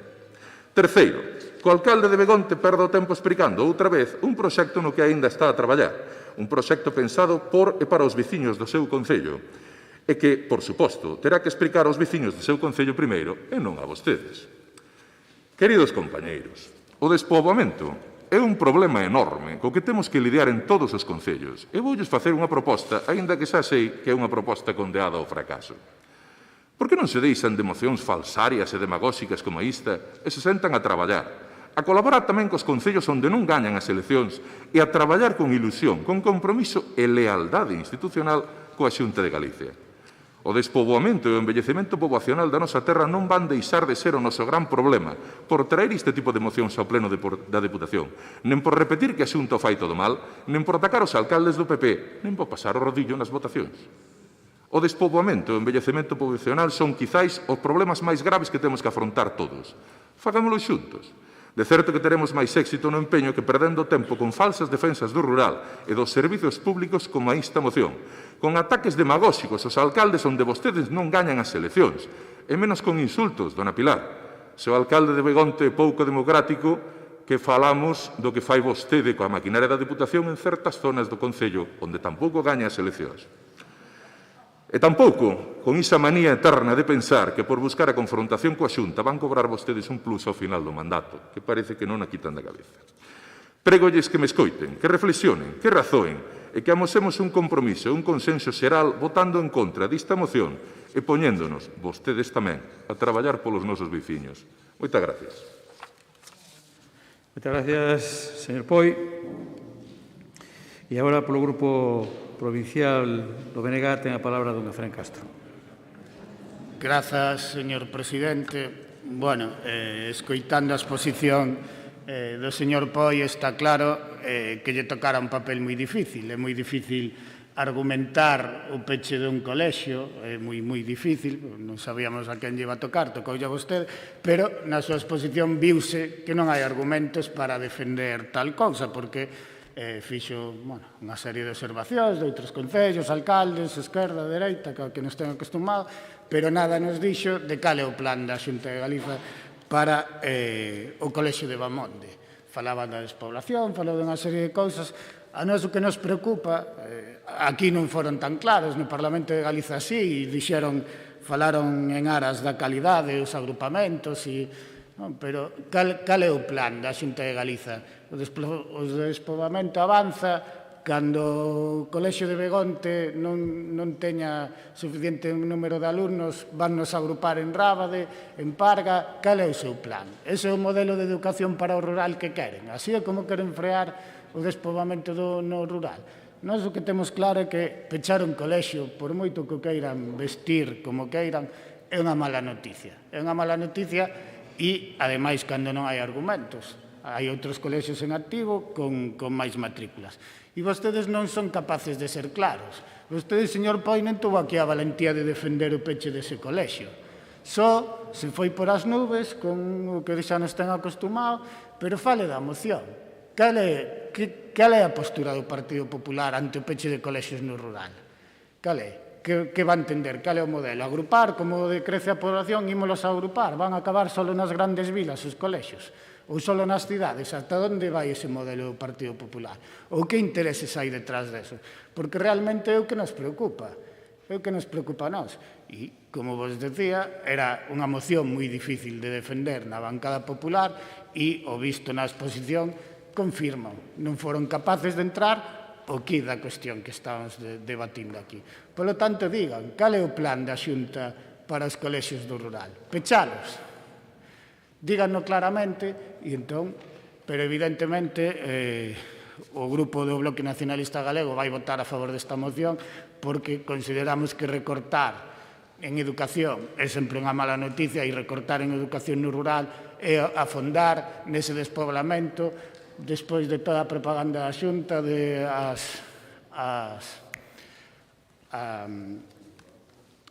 a legislatura pasada era a legislatura do rural, esta cal vai ser? A legislatura do peche de escolas.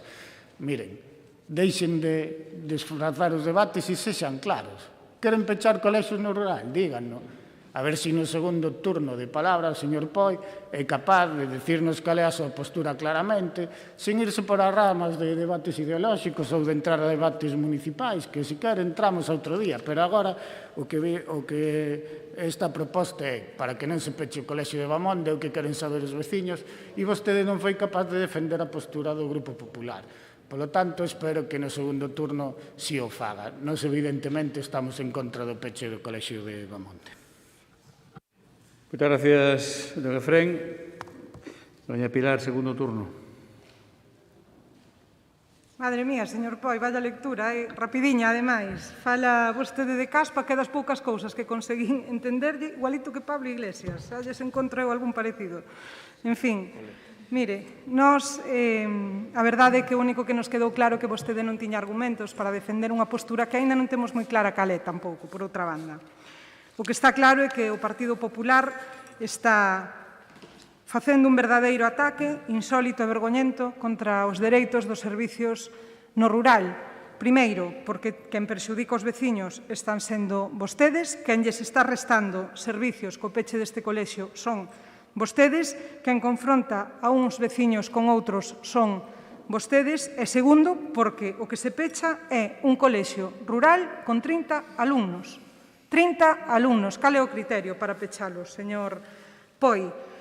A min a verdade é que por unha banda me sorprende, pero por outra non moito, porque recentemente escoitábamos no Parlamento de Galicia a Ovidio Rodeiro dicir unha frase e era que para o cal pechar un colexio é unha oportunidade de mellora educativa. Dixo claramente no Parlamento, dende logo unha frase digna de gardar e de resaltar nos anales da historia. Unha frase que entendemos lle dictaron, non sei se o alcalde de Begonte, se o conselleiro, se é que saliu do propio ideario político, porque en realidade o que nos dan a entender é que realmente a Xunta de Galicia, co PP ao fronte, o que quere é pechar colexios e servicios no medio rural. Moito non lles preocupa o medio rural a vostedes. E eu, como lle decía, moita lectura e poucos argumentos, e a ver se facéndolle algunha pregunta, vostede pois é capaz de contestarme despois. Mire, por que se pecha unha escola no rural, señor Poi?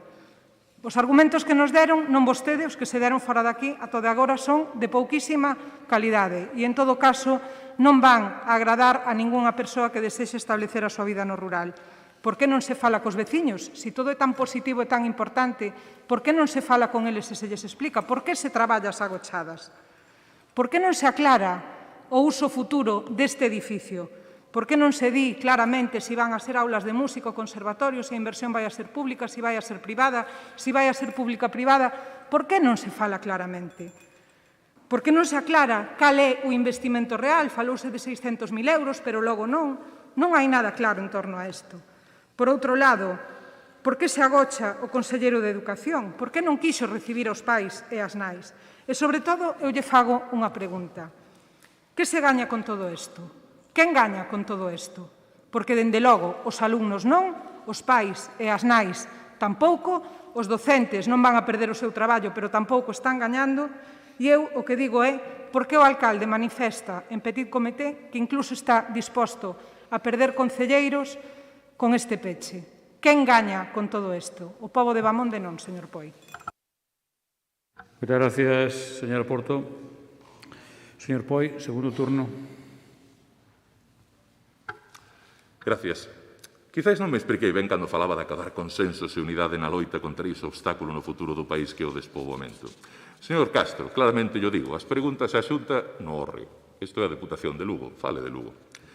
Miren, queridos compañeiros, en Begonte non se está a pechar colexios, senón que se está a reorganizar o alumnado de 2 centros dentro do mesmo concello e a plantexar un cambio de usos dun edificio.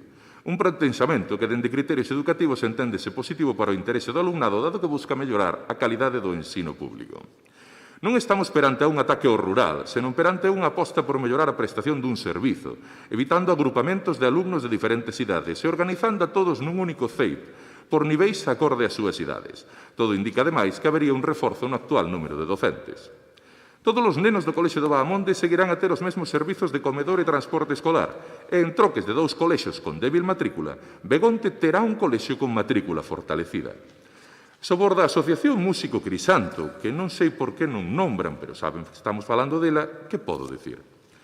Nenos de toda a bisbarra desfrutan da ensinanza da música que se financia con aportacións de 3 concellos, Outeiro de Rei, Rábade, onde tamén goberna un bipartito de esquerdas, e Begonte, e fondos tamén da propia Deputación de Lugo. Como pode ser que falen tan mal dun proxecto no que vostedes mesmos meten cartos públicos? E, por certo, máis cos concellos participantes.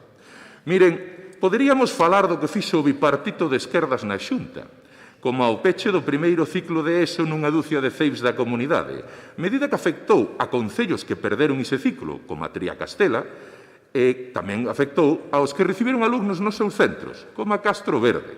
Pero non o vou facer. Quero dedicar estes derradeiros intres da miña intervención a insistir na necesidade de que deixen vostedes a demagoxia, o populismo, a posverdade e o insulto, e que, recoñecendo o gran problema que temos en Galicia co envellecemento poboacional e o despoboamento, decidan traballar con lealdade e compromiso a prol dunha solución. Castroverde chegou a ter 9.000 habitantes e hoxe apenas supera os 2.500. Pedrafita tiña 4 veces máis población fai un século. Concellos como a Xermade perderon case que 1.000 habitantes en 20 anos. En concellos como a Trabada non funciona nin regalar vivendas. Temos ante un problema grave, un problema ao que ninguén somos alleos, un problema que non se vai solucionar cos seus titulares de prensa ou por pasar o rodillo nas votacións. Pregolles que pensen no futuro das nosas vilas e dos nosos veciños e que se fagan un exercicio de valor e de responsabilidade, que non aproben esta moción e que se non son capaces de apoiar o alcalde de Begonte, polo menos o deixen traballar tranquilo. Gracias. Moitas gracias, señor Poi. Don Efrén. Grazas, señor presidente. Estou abrallado con a explicación que nos acaba de dar o señor Poi, que di non se trata de pechar un colexio, só imos convertir 2 colexios nun. O que antes estaba aberto non vai estar, vai ser un, é un 2 por 1, pero non o pechamos. Home, eu creo que hai que levar os debates a un pouco de seriedade. Evidentemente, cada vez que se recorta nun servicio público, derivan os usuarios, neste caso, máis grave, que son nenos e nenas, a outro. Podes dicir, non o pechamos, que teñen outro sitio onde ir. Só faltaba que dixeran que non tiñan colexio para ir. Pero eu creo que hai que levar o debate a algo de seriedade. Vostede dixo esa frase para reconocer que están a favor do peche do colexio. Está claro. E decía yo antes, agrupar non é sinónimo de calidade. Queren disfrazar os recortes dicindo que os agrupamentos fan calidade. Pero detrás deso que hai é que acaben os nenos facendo desplazamentos máis que longos, porque aquí non é onde acaba, non dixeron a pregunta, cal é o modelo? Cando en Begonte tampouco se consideren que hai un número suficiente, tamén pecharán Begonte e terán que emigrar a outro concello veciño, porque cal é o modelo? O modelo de agrupamento será un modelo matemático. Eu non son capaz de entender cal é o seu modelo, pero do agrupamento, menos calidade é todo o que queiran. E despois, eso, decir que vamos convertir 2 colexios non en edificios diferentes, home, pois é reconocer que queren pechar o colexio. E, por certo, eu non oín aquí, evidentemente, por o lado da bancada nacionalista, pero tampouco na bancada socialista, oín unha crítica a algunha asociación que leva a Escola de Música. De feito, vostede mesmo dixo que máis diñeiro invirte nesa Escola de Música é a Diputación. E, evidentemente, fan unha gran labor. Pero que ten que ver eso con pechar un colexio? Porque alguén fa unha boa labor con a Escola de Música e hai que pechar un colexio? Pois non. Ademais, incluso, como dixo a señora Porto, serían compatibles, podían convivir as aulas docentes e as aulas da Escola de Música. Pero vostedes non son capaces de aclaralo e nós non sabemos que intereses hai, pero algo hai oscuro porque vostedes non son capaces de decirlo. E xa lle digo, para rematar, señor Poi, convertir 2 colexios nun en edificios diferentes é pechar un colexio. Eso está claro desde que existía Barrio Sésamo. Moitas gracias, don Efrén. E agora xa para pechar o debate, turno dun minuto, doña Pilar. Incidindo no que acaba de decir o compañeiro Efrén, non ter alumnos nun colexio e mandalos a outros é pechar un colexio, pero sabe o grave, que nin siquiera van a donde ustedes din. De 30 a 20 vanse a Parga, señor Poi, se nin siquiera fan esa reorganización de alumnos da que falan vostedes, home, que a xente se vai ao colexio que lle queda máis cerca, iso é pechar un colexio. E di vostede que hai que falar da Asociación Músico Crisanto sin ningún pudor, sin ningún pudor, porque a mí me gustaría saber se ten algo que ver en todo isto, ou a maiores pode haber outros intereses, ou mellor vostede o sabe ou non, eu simplemente lanzo a pregunta, que esta asociación anunciara na prensa local que disporía das instalacións do Colexio de Bamonde unha semana antes de que o seu peche fose aprobado polo Parlamento galego. Non sei se ten algo que ver as relacións de parentesco entre algún concelleiro do PP de Begonte e o presidente da asociación. En todo caso, e por prudencia, eu creo que algúns deberían de acompañar os seus poderes con un pouquiño de prudencia, valga a redundancia. Moitas gracias, señora Porto. A verdade é que había un programa fai tempo en televisión de Alfredo Mestoy que chamaban Vivir para Ver. E eu hoxe agradezco estar aquí porque, señor Poi, hoxe usted gañou o soldo, porque os argumentos que deu son para nota. É conveniente que vostede escoite a grabación despois e se escoite relajadamente para que disfrute dun tono de humor da súa propia intervención. Mire, a autonomía municipal recoñecida na Constitución non ten nada que ver con que a Xunta peche os colexios. Iso non é autonomía municipal. En todo caso, era autonomía autonómica, pero non municipal. E, desde logo, se desprende, ya lo veremos, se desprende de que aí se percibe algún negocio detrás de todo isto. Ya lo veremos. E fala vostede de ganar eleccións. Parece que vostede xa está repartindo sorte. Sobre o que vostede se refería, eu digolle que sí. Ata agora sí. De momento. De momento. Todo chegará, non se preocupe. E recórdolle que, según a legalidade vixente, que a vostedes, pois eso sempre falan moito da lei, logo non a cumplen, pero falan moito dela, non?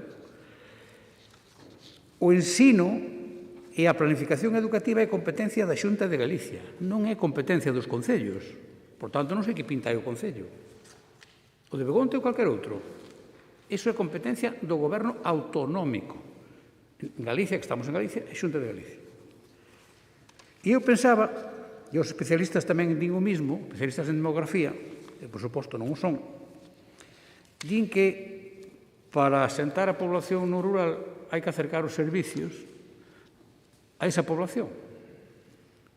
E que non hai que suprimir servicios, como é o caso. E estamos suprimindo un servicio a unha zona como é a zona de Bamonde. Visto usted como queira. Reorganización, lo que usted dé a gana. Usted lle quita un servicio aos veciños de Bamonde. Así non se gana a presencia no rural da población. Non se gana. E eu, vostedes sabrán, xa veremos, a xente, as persoas, as de Bamonde, de todos os sitios, pero neste caso de Bamonde, creo que teñen memoria. Así que iremos andando e iremos vendo. Sometemos a votación a iniciativa número 7 do Grupo Provincial Socialista para reclamar á Xunta de Galicia que garanta a continuidade do CEI de Bamonde. Votamos.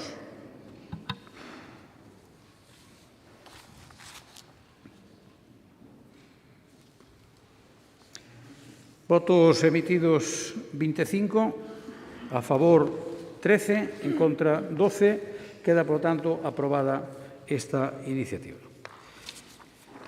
Pasamos ao punto número 8 da orde do día, que é unha moción do Grupo Provincial do BNG relativa ao estado de conservación da Torre Caldaloba. Para explicarnos a iniciativa, ten a palabra doña Maite Ferreiro.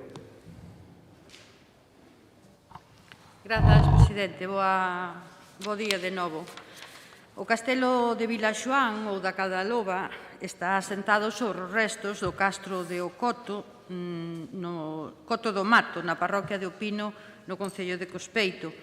Perteneceu ao mariscal Pardo de Cela e foi testigo dun dos fitos históricos da Idade Media, as revoltas irmandiñas. Logo que os reis católicos ordearan a decapitación de Pardo de Cela, os restos da torre pasaron a ser propiedade da súa filla e ao seu xenro, dona Constanza de Castro e Fernán Ares de Saavedra, sendo o derradeiro reduto da nobreza galega en resistencia á política colonial e centralista de Castela na época dos reis católicos. Ten unha planta cuadricular de 10,2 metros de lado e máis de 30 metros de altura. Conta tamén con uns muros de 2,65 metros de grosor. Os 4 andares dos que dispoñía foron erguidos en mampostería de xistro e granito, rematada por unha bóveda de canón percorrida por arcos fachós, como salienta o historiador Ángel del Castillo. Foi declarada ben de interés cultural no ano 1998 e posee un valor histórico e cultural incalculable, mais está a desmorecer por falta de conservación, malia a súa relevancia é aínda unha gran descoñecida para milleiros de persoas do noso país. Foron moitos os colectivos que levan xa dende hai anos solicitando a implicación da Xunta para rehabilitar a torre e que asuma a súa responsabilidade sobre un ben declarado BIC. Dende hai 3 anos organízase tamén un certame de poesía que leva o título de Torre de Caldaloba. Dende o Bloque Nacionalista Galego non é a primeira vez que demandamos medidas para a recuperación da torre como ben patrimonial e símbolo dunha época importante na nosa historia. E a moción que traemos hoxe pretendemos facer de novo unha chamada de atención e así o fixemos tamén no Concello de Cospeito, onde onte se celebrou o pleno e se aprobou unha moción ao respecto. O día 9 deste mes, tamén, a nosa deputada por Lugo, do BNG, Olalla Rodil, presentou no Parlamento de Galicia unha proposición non de lei instando a Xunta a adoptar todas as medidas necesarias e comezar por abrir un proceso de diálogo con as persoas propietarias da Torre de Caldaloba e ao Concello de Cospeito para garantir a súa conservación, así como a súa transferencia ao patrimonio público galego. Agradecemos á Xunta de Galiza que, despois da noticia aparecida esta fin de semana nos xornais, que dera os primeiros pasos e públicamente se comprometera en iniciar os trámites para facelo, porque dende o BNG somos moi conscientes do seu valor histórico e a necesidade de divulgar un fito histórico que acolleu e que, ademais, é un símbolo. Vista a disposición da Xunta, con ese anuncio que fixo de que están a traballar por ese proxecto de recuperación e dado que é o tema que hoxe xa traemos aquí, que ademais tiñamos registrado xa con anterioridade, queremos ofrecer a participación da Diputación para que a Torre de Caldaloba e os terreos do entorno sexan propiedade das galegas e dos galegos. Decir tamén que nos xa vimos mantendo nos últimos meses contacto coas persoas propietarias dos terreos e vamos a seguir traballando para chegar a un acordo económico con eles. Por iso é importante a colaboración entre o Concello de Cospeito, a Diputación e a Xunta para lograr que ese símbolo tan importante para o noso país volva a pertenecer ao pobo galego. De momento, nada máis. Grazas. Moitas gracias, doña Maite. Ben, agora polo Grupo Socialista ten a palabra don Roberto García. Bos días, señor presidente, señoras e señores diputados, traballadores deste ente público e medios de comunicación. Bos días a todos e gracias. Ben, en relación coa moción relativa ao estado da conservación de Torre Caldaloba presentada polo Bloque Nacionalista Galego con fecha de 24 de marzo de 2021, dentro do Partido Socialista, por suposto que apoiamos a moción. Esta é unha reclamación que os socialistas, especialmente os compañeiros de Cospeito, levamos facendo dende hai moitos anos, pero, como sempre, a Xunta non ten dado resposta ás peticións dos veciños e veciñas nin das asociacións da defensa do patrimonio. É a Xunta que tanto lle preocupa ter vos titulares, pero parece que non lle importa que lle saquen as vergoñas en temas relativos ao abandono do patrimonio. Porque se nos remontamos moito tempo, as denuncias sobre o estado do abandono da torre veñen repetíndose nos medios da provincia con frecuencia desde o ano 2016 hasta hoxe. Hai un montón de descripcións nos periódicos. A Torre de Caldaloba en Cospeito corre risco de derrumbe do 2016, do Progreso. O Concello Cospeités insta aos donos de Caldaloba a limpiar o acceso á torre, tamén do 1 de setembro de 2017. A Torre de Caldaloba seguirá sin cuidados do 24 de 2017, tamén da Voz de Galicia, donde o PP no Parlamento de Galicia rechazou unha proposta do BNG para buscar a súa recuperación. A Torre de Caldaloba se cae a cachos, dicen os da Asociación Patrimonio dos Ancares, o 12 do 2019, tamén na Voz de Galicia. Bueno, en fin, estas e outras moitas que se criticou por o abandono e a desidia de non intentar recuperar esta torre. Precisamente esa preocupación por parte da Xunta pola boa prensa, que na maioría das veces só queda niso, en boa prensa, levou a que recentemente a directora xeral a deixar o titular de que este ano haberá unha consignación presupuestaria para facer o proxecto e comenzar a desenvolvelo, como saleu días pasados tamén no Progreso. Quen sabe se a visita se debe un tanto a esta moción como as numerosas reclamacións que dende o Partido Socialista levamos facendo nos últimos anos, pero sexa como fore, indispensable que as palabras se traduzcan en feitos e que comece a restauración. A situación na que se atopa a Torre de Caldaloba, resto dunha fortaleza do Mariscal Pardo de Celo, é un exemplo da mala política de conservación cultural de Galicia e os problemas que a Lei de Patrimonio Cultural de Galicia 2016 deixa sin resolver no que fai no caso dos BIS que están en mans de particulares. É tamén un exemplo de incapacidade da Xunta para reflexionar sobre a nosa historia, dala a coñecer e conservar o patrimonio cultural vencellado a ela. Estamos a falar dunha fortaleza relacionada coas revoltas irmandiñas, un episodio capital na historia de Galicia, que non debería estar no esquecemento. O Concello de Cospeito, por exemplo, que ten máis de 20 bens culturais entre igrexas, cruceiros e a propia torre, ten un orzamento de pouco máis de 3,6 millóns de euros, que non parece razonable pensar que un pequeno concello con ese orzamento poida asumir en solitario o mantemento do patrimonio. E o caso de Cospeito é o representativo do que ocorre en moitos concellos galegos, sobre todo do rural. A Xunta ten que asumir un compromiso global e unha revisión da súa política de protección cultural con distintos niveis de traballo en función tanto do valor histórico dos BIS como da conveniencia ou non de que sigan en más privadas.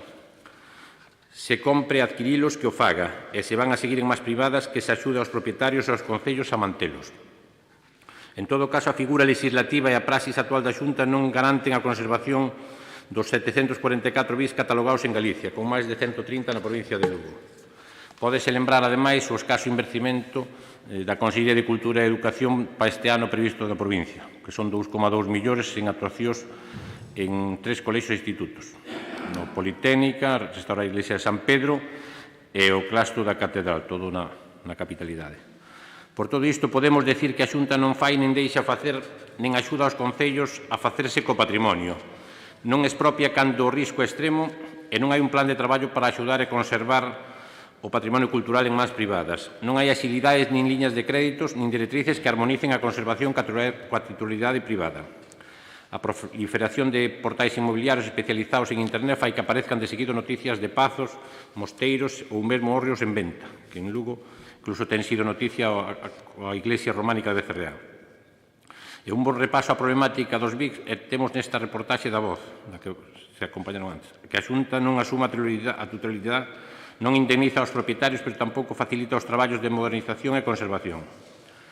A Torre de Caldaloba, que é de titular privada, e xa no ano 2019 rexurdirá a polémica polo seu estado, parece que non houve actuacións na torre dende o ano 1998, no que dous profesores, Santiago Huerta e Gemma López, da Politécnica de Madrid, levaron a cabo estabilización e consolidación.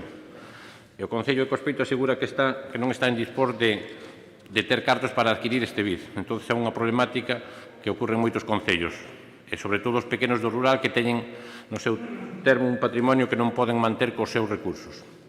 A Xunta xoga coa confusión e, como ben di a moción, a torre ten a consideración de ben de interés dende o ano 94, o que debe garantir a súa conservación. E para iso, hai, dentro da Lei de Patrimonio Cultural de Galicia, hai varios artigos no que dice que se poden expropiar e que as administracións e os propietarios están obligados a cumplir para evitar o deterioro, así como a expropiación ou outras cosas. Gracias, presidente. Ten un segundo turno despois. Moitas gracias. Ben, agora polo Grupo Popular ten a palabra don Agustín Bamonde. Moitas grazas, señor presidente. Moi bo día a todas e a todos. Pois ben, velaí que estamos a falar de Caldaloba.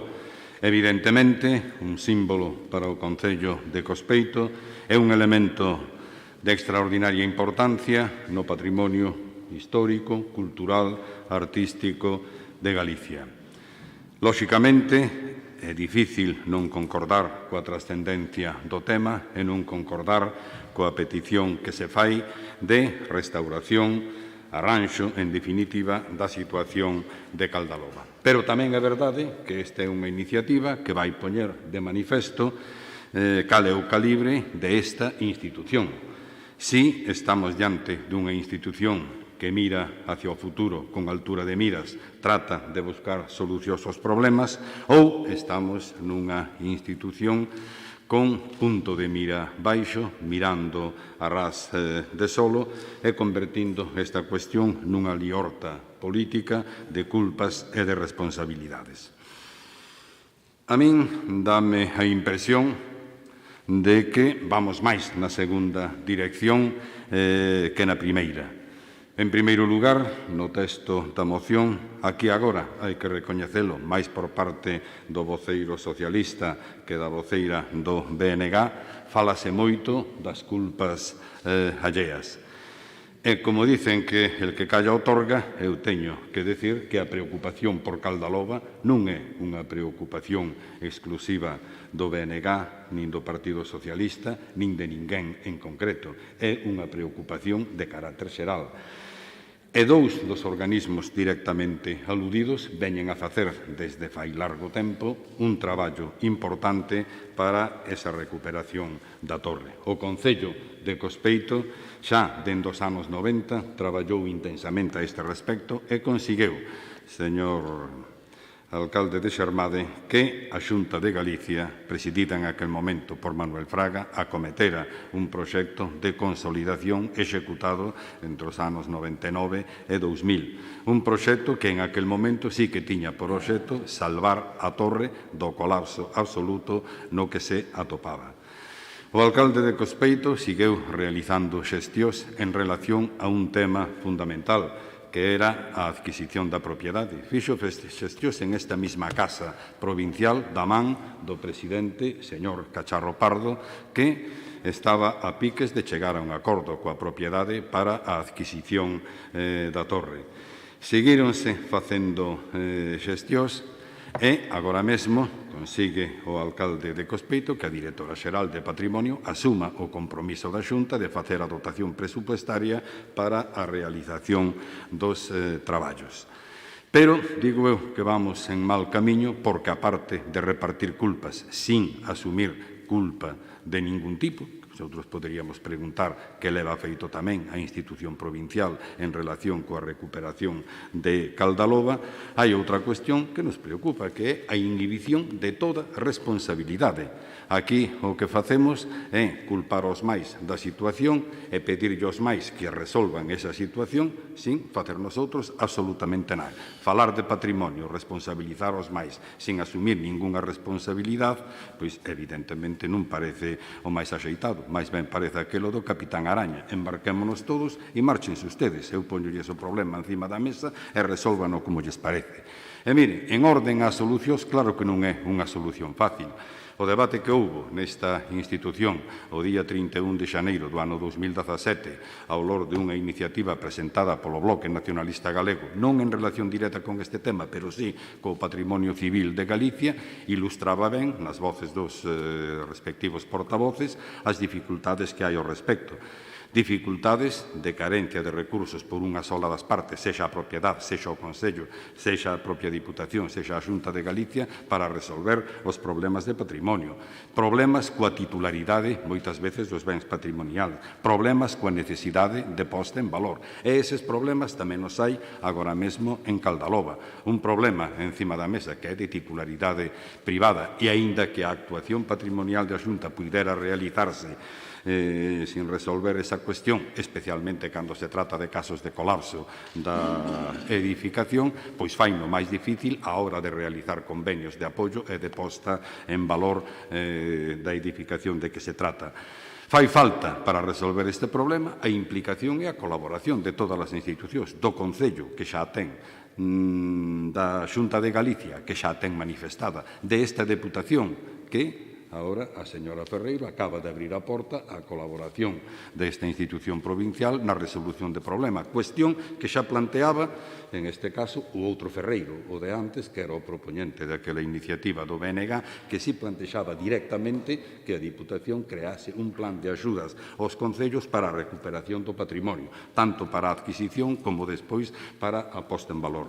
O Concello de Cospeito acaba de abrir o camiño a ese respecto, señora Ferreiro. O Concello de Cospeito aprobou por unanimidade unha declaración que sustituía a moción inicial do BNG, en donde todos os órganos, todos os grupos políticos de aquel Concello se manifestan de acordo en que, por parte da Corporación Municipal, se realicen as xestións e estrategias para a recuperación de Caldaloba e tamén que se inste á Xunta de Galicia ao cumprimento do compromiso.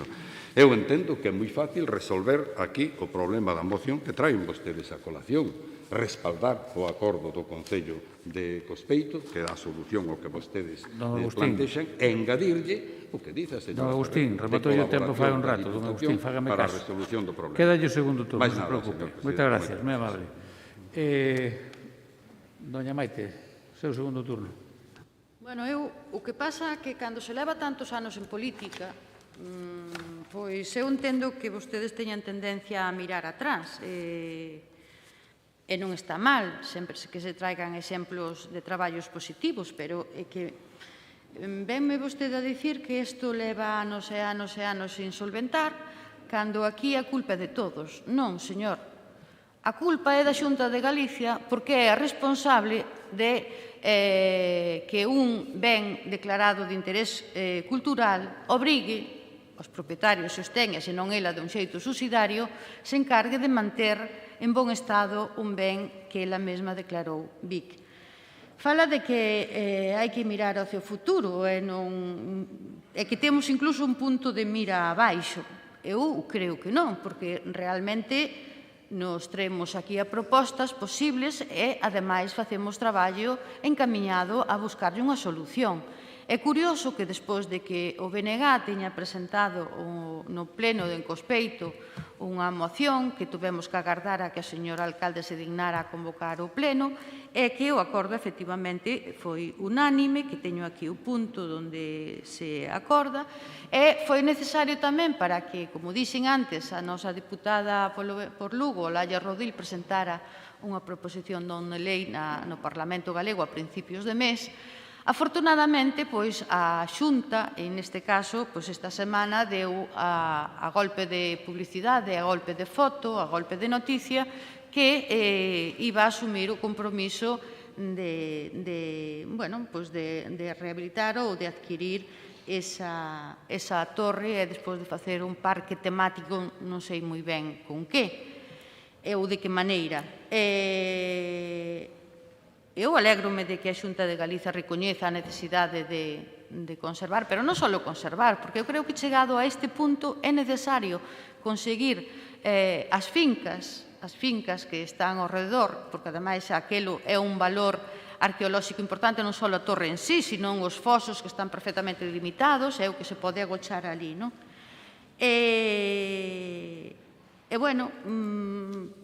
Nos consideramos que sí, que vamos a dar ese paso, porque usted, volvendo ao tema de que se puido facer, a ver, aquí neses meses intensos que a señora Candia estuvo na Diputación, tamén puido activar esta proposta. E a cuestión é non só rehabilitala, sino mantela. E mantela non pode mantela un Concello de Cospeito, ten que ser asumir a responsabilidade da Xunta, porque nin concellos nin diputacións poden manter todo ese patrimonio histórico que temos e todo ese patrimonio espallado por todo o país porque non ten fondos. E a Xunta o que ten que facer, en vez de adicarse a facer edificios novos, manter o patrimonio que temos no noso país. Moitas gracias, doña Maite. Quede un turno de peche. Ahora ten un segundo turno don Roberto. 3 minutos. Gracias, señor presidente.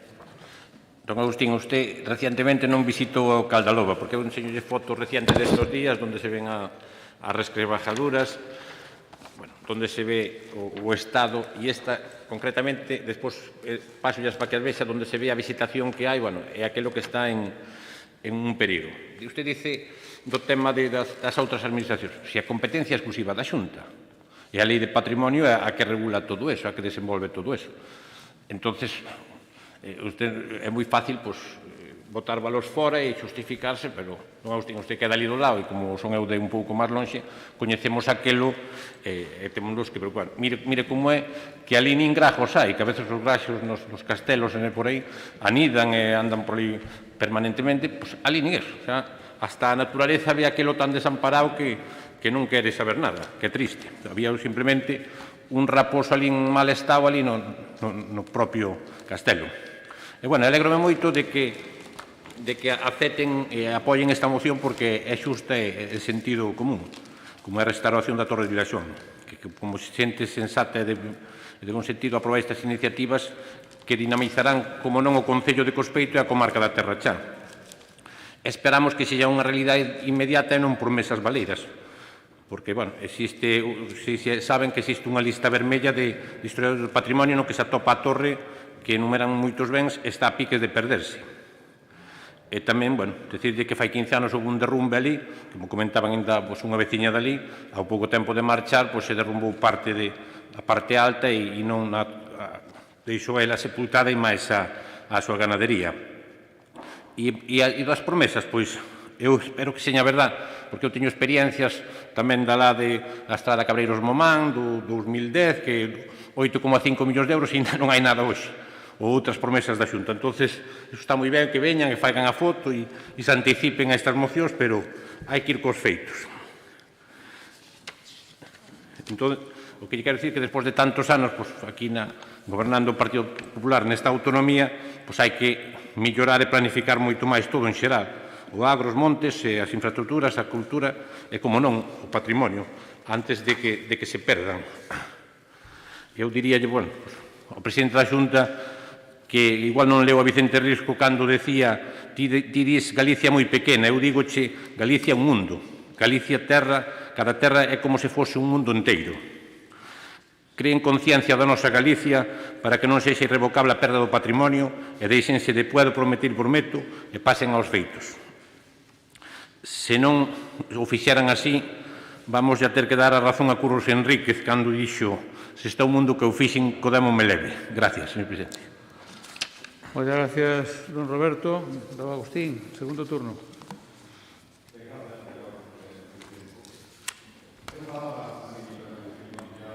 De miras. A señora Ferreiro invoca o futuro. Ben, en ese sentido, vamos en boa consonancia. Recordo unha cousa, señora Ferreiro. As persoas intelixentes falan de ideas. As persoas normales falan de cousas. As persoas mediocres falan de inimigos. Cando se busca máis a culpabilización ou de repartir culpas a outras institucións ou administracións, parece que se está traballando máis no último dos aspectos que eu digo que no primeiro, que é do da intelixencia. Vamos a tomar o das ideas e o da intelixencia. Entonces, unha aclaración lle faigo eu. Dice vostede que a responsabilidade, dice tamén o señor García, lle corresponde exclusivamente á Xunta de Galicia. A ver, primeiro, eu nunca pensei escoitar de un goberno que se dice progresista e comprometido con Galicia que temas como o patrimonio, a historia, a cultura, a identidade de Galicia lle son alleas a esta institución. Oiga, a Torre de Caldalobo engloba todos e cada un desos elementos que eu lle acabo de decir. A institución provincial, claro que se pode involucrar na resolución do problema de Caldaloba. Non só pode, sino que debe de realizarlo, salvo que me queira decir vostede que esas cuestións non lle interesan a esta institución. En outros casos, claro que o ten feito e o ten asumido. Polo tanto, temos que buscar unha solución a isto que vostede plantexa agora mesmo en cema.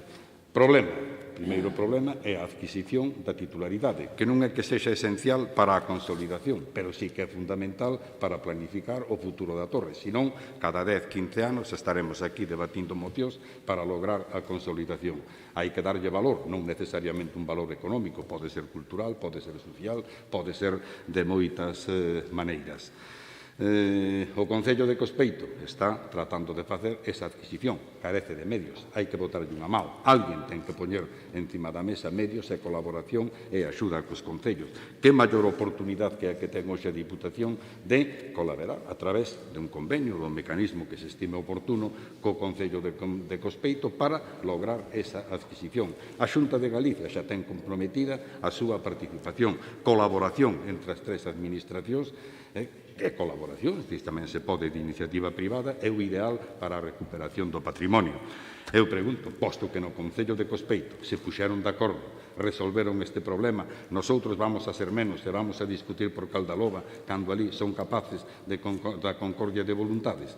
A moción de Cospeito, que vostede a coñece, lóxicamente, recolle perfectamente o sentir da que vostede está presentando. Vai máis aló. Eu pediríalle, xa que vostede foi a que inicialmente dixo que a Diputación podía comprometerse á colaboración, pois que asumira tamén ese compromiso. Gracias, don Agustín. Si acepta eso, nosotros votaremos la favorable. Si non o fai, absterémonos. Gracias. Señora Ferreiro, ten vostede a palabra. Turno de peche dun minuto. Bueno, eu non sei se usted o que quere é que incorporemos o punto do acordo da Corporación Municipal aos nosos puntos. Eu non teño ningún problema en engadilo.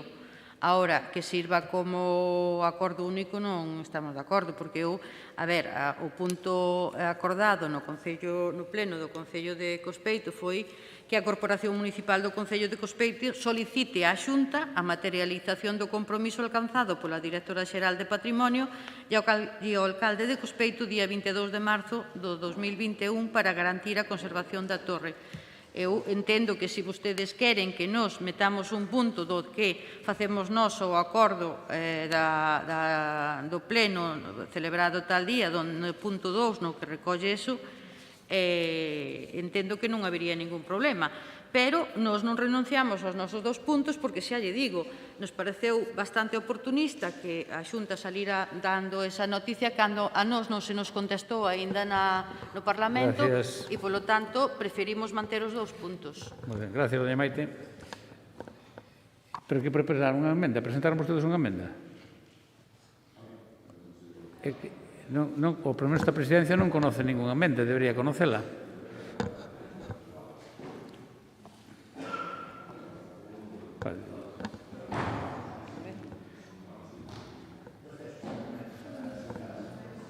Un receso dun minuto.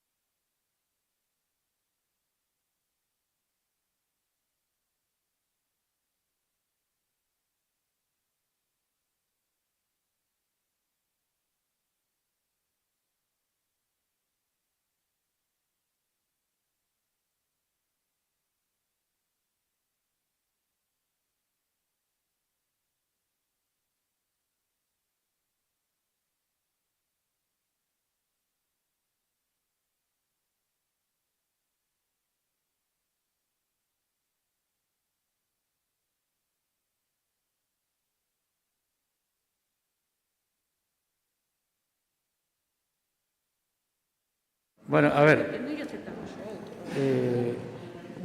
don Agustín, por lo que me dice aquí a vicepresidenta, só aceptarían o punto 2 como engálega, como se fora o punto 3. O punto 2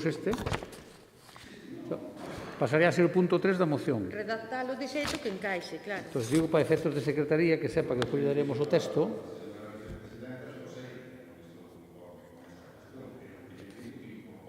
Pois, pero entón, se non hai acordo, votas a iniciativa como está.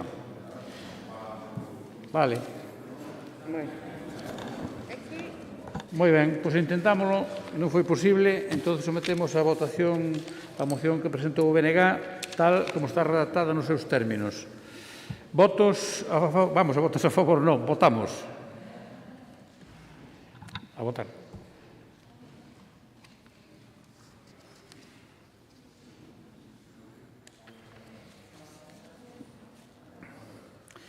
Votos emitidos 25, a favor 13, en contra 0, abstencións 12. Queda, por lo tanto, aprobada esta iniciativa.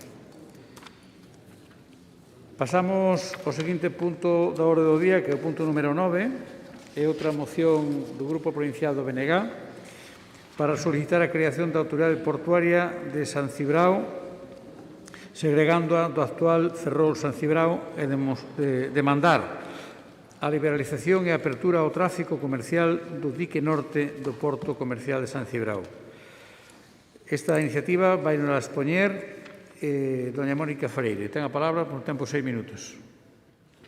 Moitas grazas, señor presidente. Moi bo día a todas e a todos.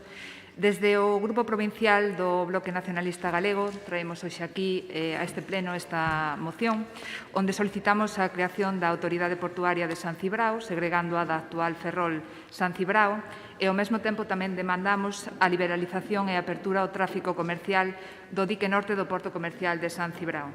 Tendo en conta que a día de hoxe a provincia de Lugo é a única provincia do Estado con mar e que non conta con autoridade portuaria, a pesar de que nesta provincia e concretamente na comarca da Mariña, onde se atopa o porto de Alcoa, un porto con alto volume de negocio como todos vostedes coñecen. Segundo os datos que publica a Autoridade Portuaria de Ferrol-San Cibrao anualmente, non se está a presupostar ningunha achega económica na provincia de Lugo, nin en San Cibrao, nin na Mariña.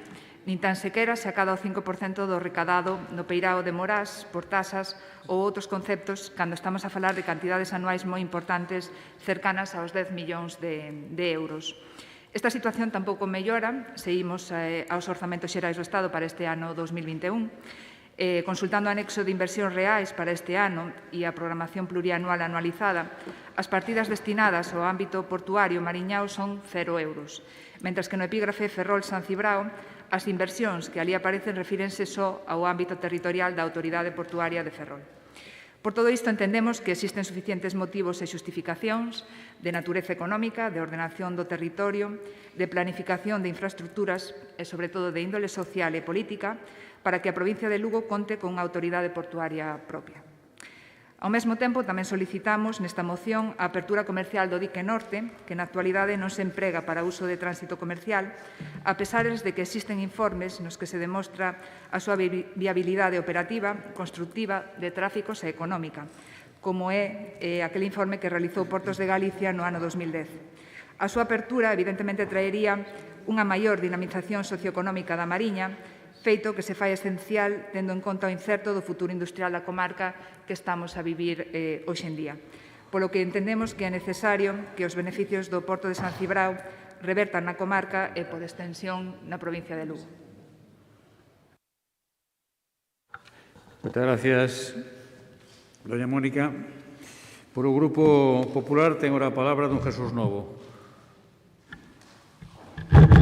Bos días. Bos días a todas e a todos. Bueno, saludar tamén a meu primo de San Ciprián, que está aí noutra sala. Empezar dicíndovos, non é unha coña, que meu primo é de San Ciprián, vamos. Dicíndovos que, bueno, é a octava vez que traemos unha moción esta mesma moción desde o ano 2003, que tenemos esta mesma moción aquí a este pleno. De feito, incluso no 2011, e no mesmo pleno, leváronse dúas, unha por parte do Bloque e outra por parte que presentou o PP.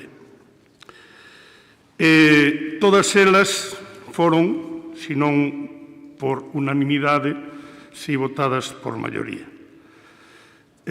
Bueno, se ve que cando hai un momento determinado como este, donde a Oracel se está preocupando un pouco polo tema, que realmente é preocupante, desde logo, sobre todo para a nosa comarca, pois sempre algún grupo decidimos sacar algo adiante, neste caso o grupo do Bloque, non? Bueno, pois xa que traedes a moción, a ver se desta vez é verdad, a ver se ese apoio que prestástedes á investidura do presidente do Goberno se transforma na dichosa obra que se está reclamando, insisto, que eu lembre desde o ano 2003, incluso o ano 19, volvín a levar eu tamén aquí nesta casa. Perdón, o ano 20, perdón pola esta, foi o ano 20. Entonces, a ver se desde o Bloque, se falades con meu veciño, porque é de Vicedo, o representante que tedes en Madrid, natural de Vicedo. E desde o Bloque, pois pedimos a ver se vos fan algún caso e conseguimos que se faiga este investimento tan deseado na Mariña, é tan importante na Mariña. Non solamente isto, sino tamén a 64, a alta velocidade, Alcoa.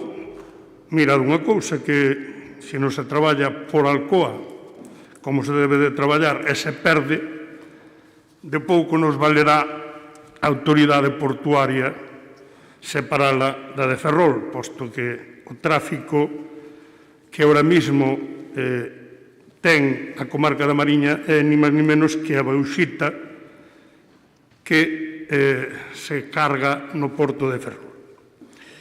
A actividade da Alcoa representa un 47,5% da actividade total do porto Ferrol-San Cibrao.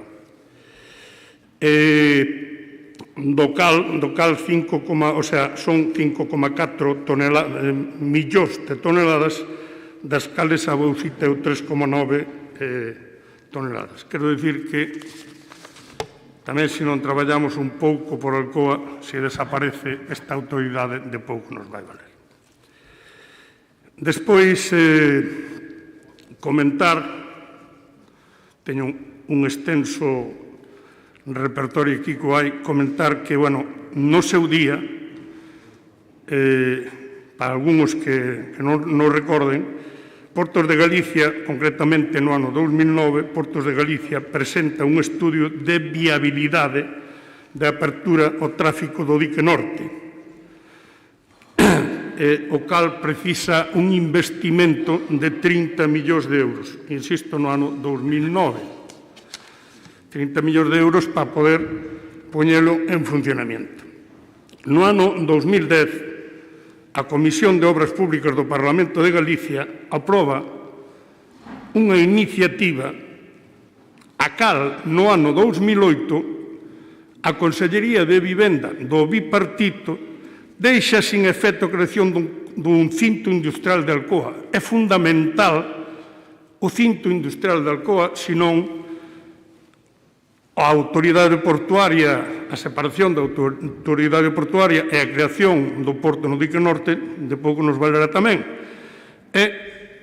Lembrarvos que no ano 2008 a Consellería de Vivenda, gobernada naquele momento, gobernando a Xunta bipartito, deixa sin efecto a creación dun cinto industrial. Por suerte, no ano 2010, volvese a retomar e volvese a crear ese cinto que é tan importante. Se non temos o cinto, de pouco nos vale o resto. Despois, creo que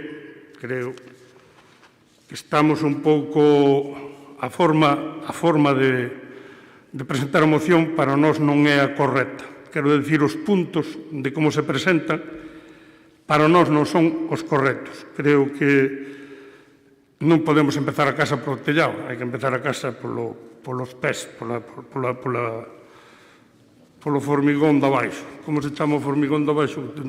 A cimentación. Efectivamente, eu nunca me dediquei a eso. Entonces, eu creo que os puntos que presentades, dos cuales estamos de acordo, a salvedad de que teríamos que pasar o punto 3, o 1 e 1 o 3 e engadir, insisto, isto sin presentar ningún tipo de enmenda, témola preparada, pero non vamos a presentar porque eu creo que é solamente sentido común e que o vades a aceptar e que non repercute. Continúo, gracias. Moitas gracias. Moi ben, pasamos ao segundo turno, non.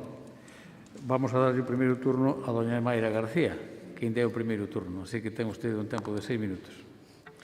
Moitas gracias, señor presidente. Bo día de novo. Hoxe volve a debate ao Pleno da Diputación Provincial pois unha iniciativa de gran trascendencia para a comarca da Mariña. Nos 5 anos que levo como membro desta corporación, pois é a terceira vez que se trae a debate. Dende logo, pois, nós, os socialistas, vimos defendendo esta reivindicación histórica con numerosas iniciativas que se foron plantexando diante das institucións en numerosas ocasións, xa no 2002, cando Lugo acadou a condición de provincia marítima, o requisito indispensable para poder contar coa autoridade portuaria propia.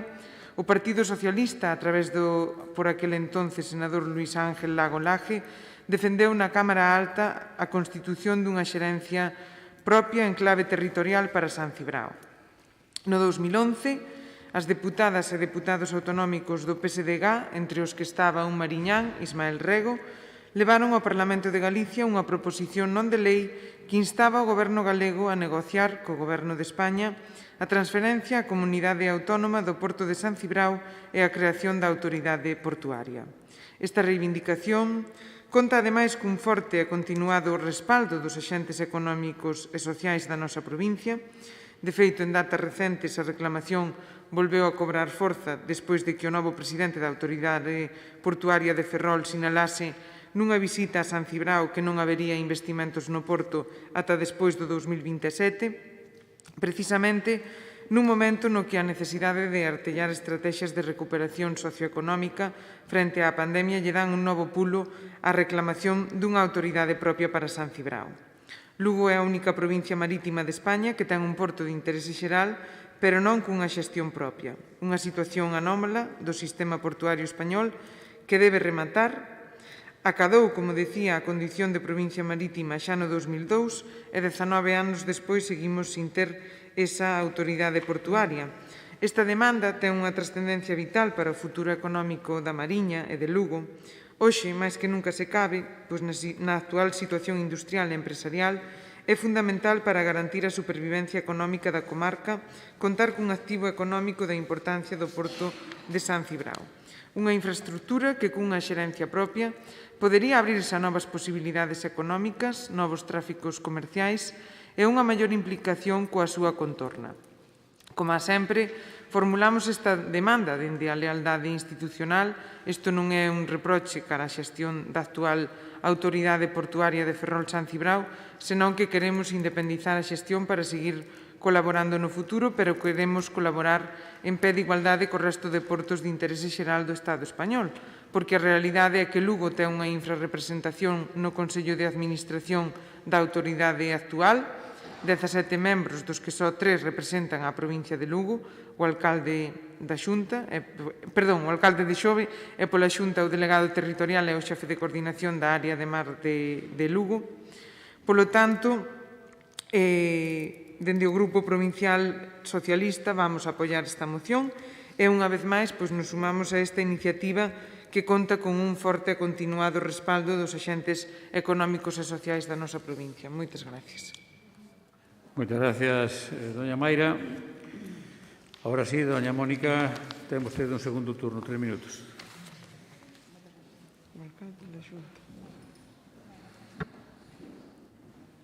Ben, efectivamente é unha moción que xa veu varias veces a este pleno e a outras institucións, sempre foi aprobada e nos alegraría moito a nos como Grupo Provincial que desta vez tamén se aprobara. Pero que nos alegraría aínda máis, señor Novo, é que cando o PP goberna en Madrid, cando ten a oportunidade de dar solución a estas demandas, que xa son demandas históricas, o fixera.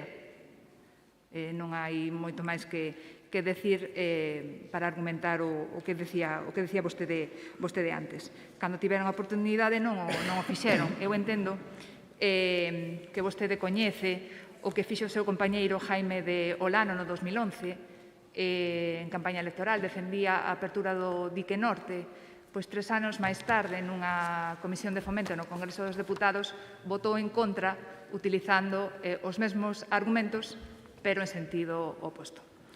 Tamén entendo que, esta é a política que defenden vostedes, non?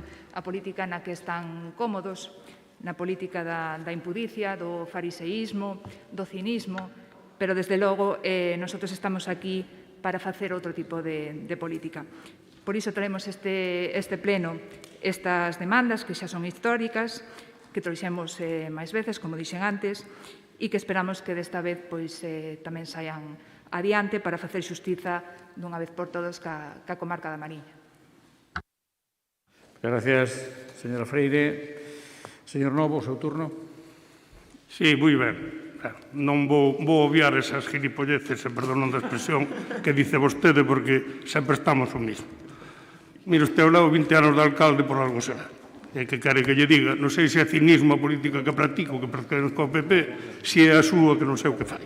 E perdone que yo diga así, porque me pon de mala hostia este tipo de cousas. Eu de cínico, nada. Eu de cínico, cero.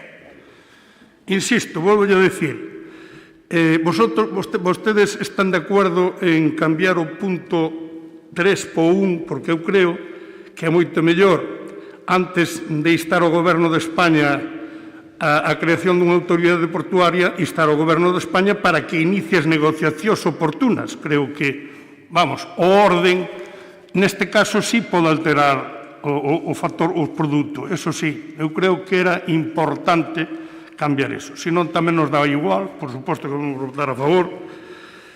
E recórdelle tamén a Mayra, por decirlle algo, que a autoridade, o sea, a provincia marítima creouse no 2002, e efectivamente, no goberno do PP. E, bueno, a partir de aí, tamén para que o presidente poida decir algo, tamén lle quero lembrar que, bueno, só se acorda do pasado cando se fala do plan único, porque vostede en todos os plenos sempre recorda o Parlamento, debeu de pasar ali unha época estupenda e sempre ven recordando o Parlamento, non? Incluso recordou fai un rato o programa Vivir para Ver. Oiga, usted é do ano 75. Mira, me estou dirigindo aquel programa do 75-77. Eu era moi xoven, usted un poquinho maior, pero somos máis ou menos da mesma edad, teño entendido, non? O sea, que se eso non é ir ao pasado, pois, non se pode ir ao pasado cando convén. Pasado témolo todos, uns mellores, outros peores, hai cousas que non nos gustan, hai cousas que sí, pero o pasado non se pode obviar nunca, porque é importante. A nosa trayectoria ao longo da vida é o noso pasado. E, bueno, como dixen antes, me gustaría que se cambiara, que se alternaran eses puntos. Vamos votar a favor, desde logo faltaría máis, votámoslo sempre, e vamos votar a favor, pero tamén pedirlles que faigan un maior esforzo co seu goberno. O Partido Popular tamén gobernou Madrid. Cando gobernaba o Partido Popular, tamén o Partido Popular daqui de Lugo tamén lle pideu eso, como ben dixo Jaime Olano. E chegado o momento de votar, non foi exactamente como vostede dice. Non teño tempo para explicarlle a votación, pero me gustaría explicarlle. Gracias. Moitas gracias, señor Novo. Como vostede decía, falaba da hostia, non? Digo, a mala hostia que cada un ten que ten, agora chamanlle carácter. Así que, moitas gracias. Bueno, ten un turno, o seu segundo turno, doña Mayra. Moitas gracias.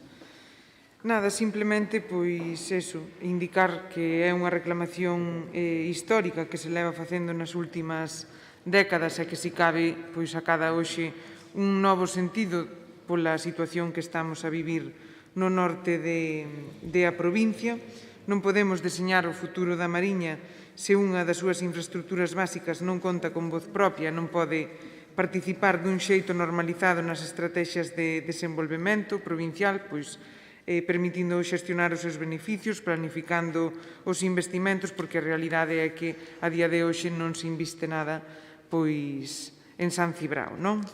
E por outra banda, pois lamentar, Suso, desde o cariño, que sabes que che teño, pois, bueno, eso, non controlar un poquinho, pois, precisamente, nesta institución as palabras, non? Eu creo que aquí estamos todos para intentar chegar a entendementos e, a veces, pois, os que estamos precisamente en política local, pois, nos costa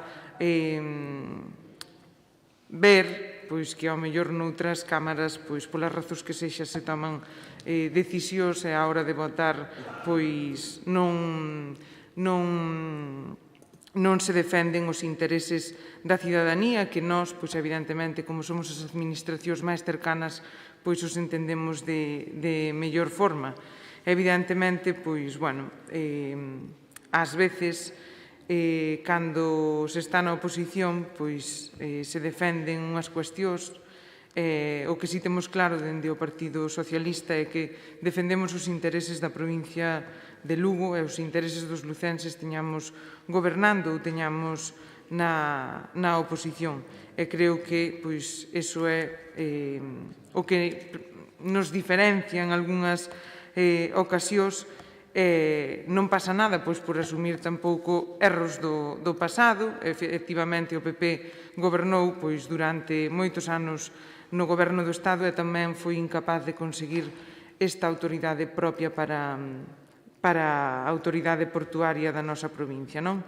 Así que, bueno, pola nosa parte, eso, apoiamos esta moción, vímolo defendendo dende sempre e nos sumamos a que se faga ese traballo para acadar esa igualdade que necesita a nosa comarca e que necesita a nosa provincia. Nada máis e moitas gracias.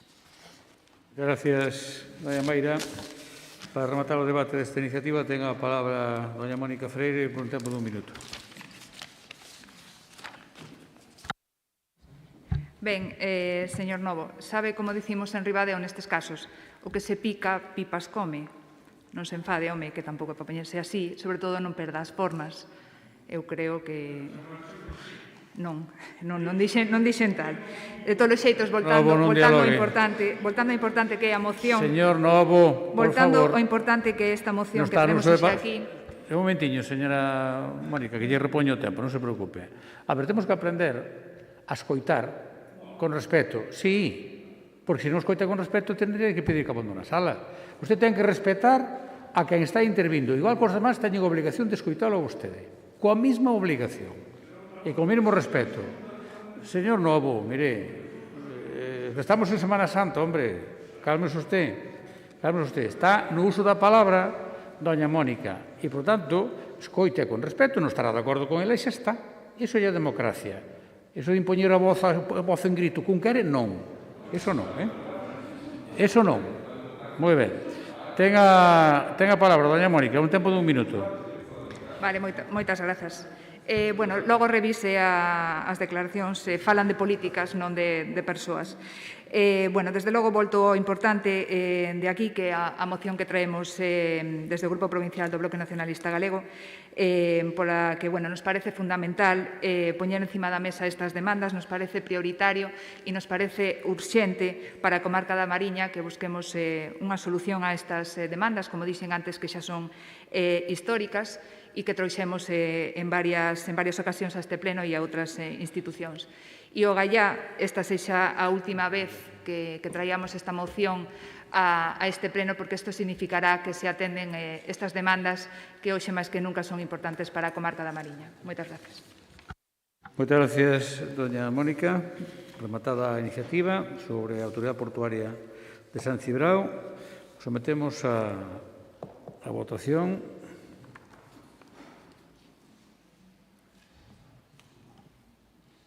Votamos.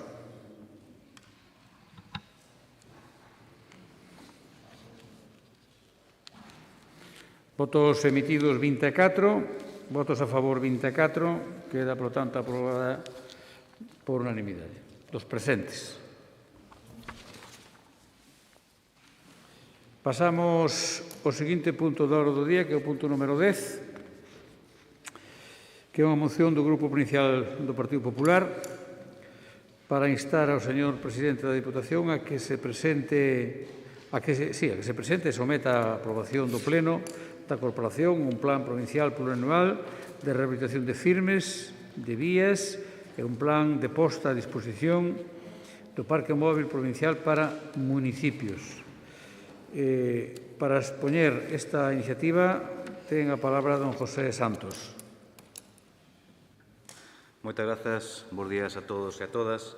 Dende o Grupo Popular traemos esta moción a este pleno porque queremos pensar que vostede, señor Tomé, realmente non é coñecedor do estado en que se topa actualmente parte da rede viaria provincial, porque, polo contrario, sendo coñecedor e non actuando nin facendo nada ao respecto para tratar de solucionar este importante e serio problema, sería aínda máis grave pola súa parte. O estado vollo cualificar eu, deplorable. O estado nefasto, lamentable. O que si temos a certeza é que vostede, sendo presidente desta institución, é o máximo responsable desta situación, pero tamén o é por ostentar o cargo de delegado de vías e obras desta entidade.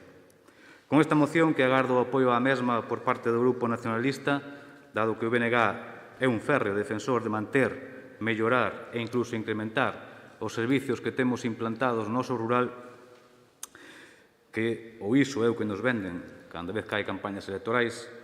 Sí que é certo que despois, cando chegan a formar parte de algúns gobernos, pois, na maioría dos casos, esa prioridade muda, converténdose, entre outros temas que todos coñecemos e que influen menos na provincia en prioritarios. Desexo, señor Castro, que nesta ocasión faga unha excepción. Estou seguro de que compartirán comigo que dispoñer de vías de comunicación no rural nun estado óptimo é fundamental e necesario para apoiar todos os sectores que temos implantados e que con tanto esforzo conseguimos manter.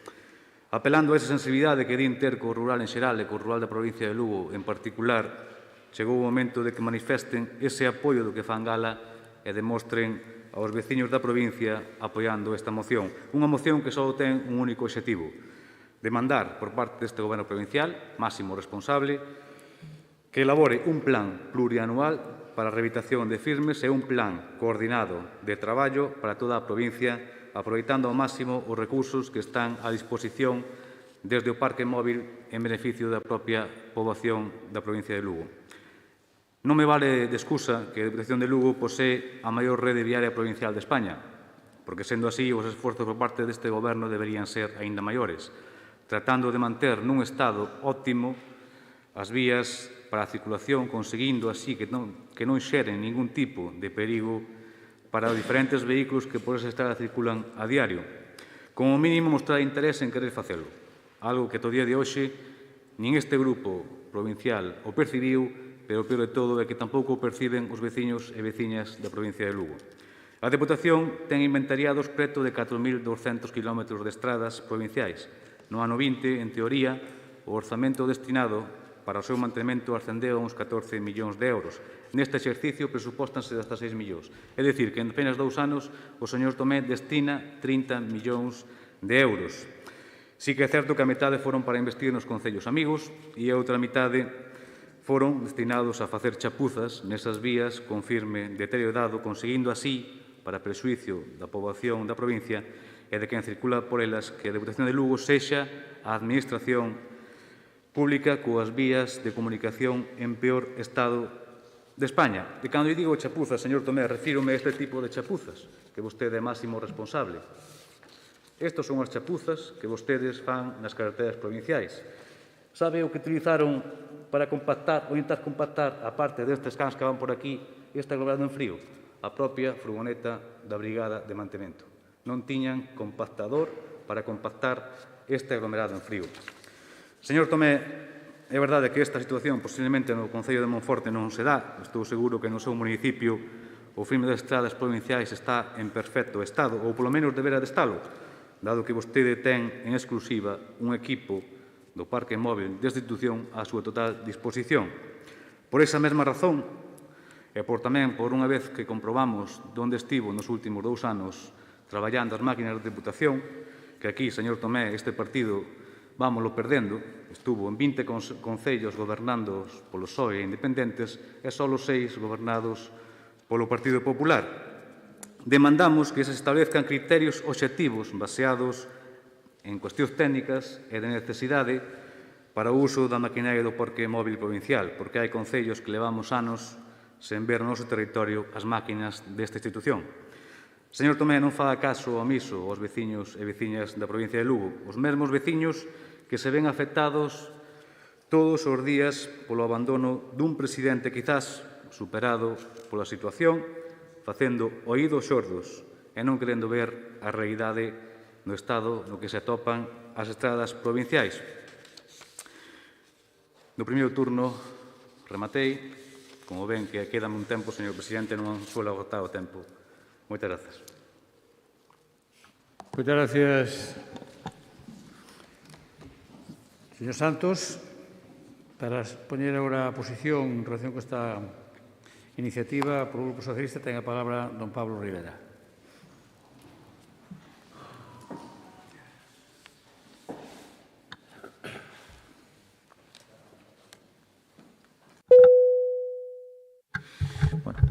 Moi bons días, señoras e señores deputados. Moitas grazas, señor presidente. Decía onte o voceiro do Partido Popular nunha columna publicada no diario El Progreso que, a pesar do sincero respeto e das grandes expectativas que lle espertara o discurso de investidura do señor presidente desta institución, a Deputación de Lugo se convertera nunha excepción ao dito chairego de que pequeno verás o boi que terás.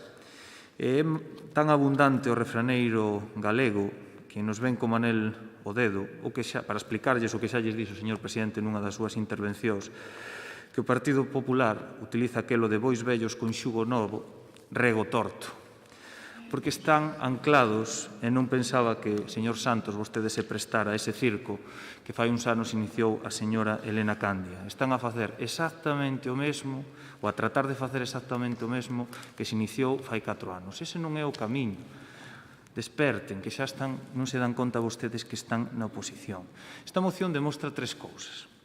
A primeira, como decía, que están moi perdidos no seu papel como oposición.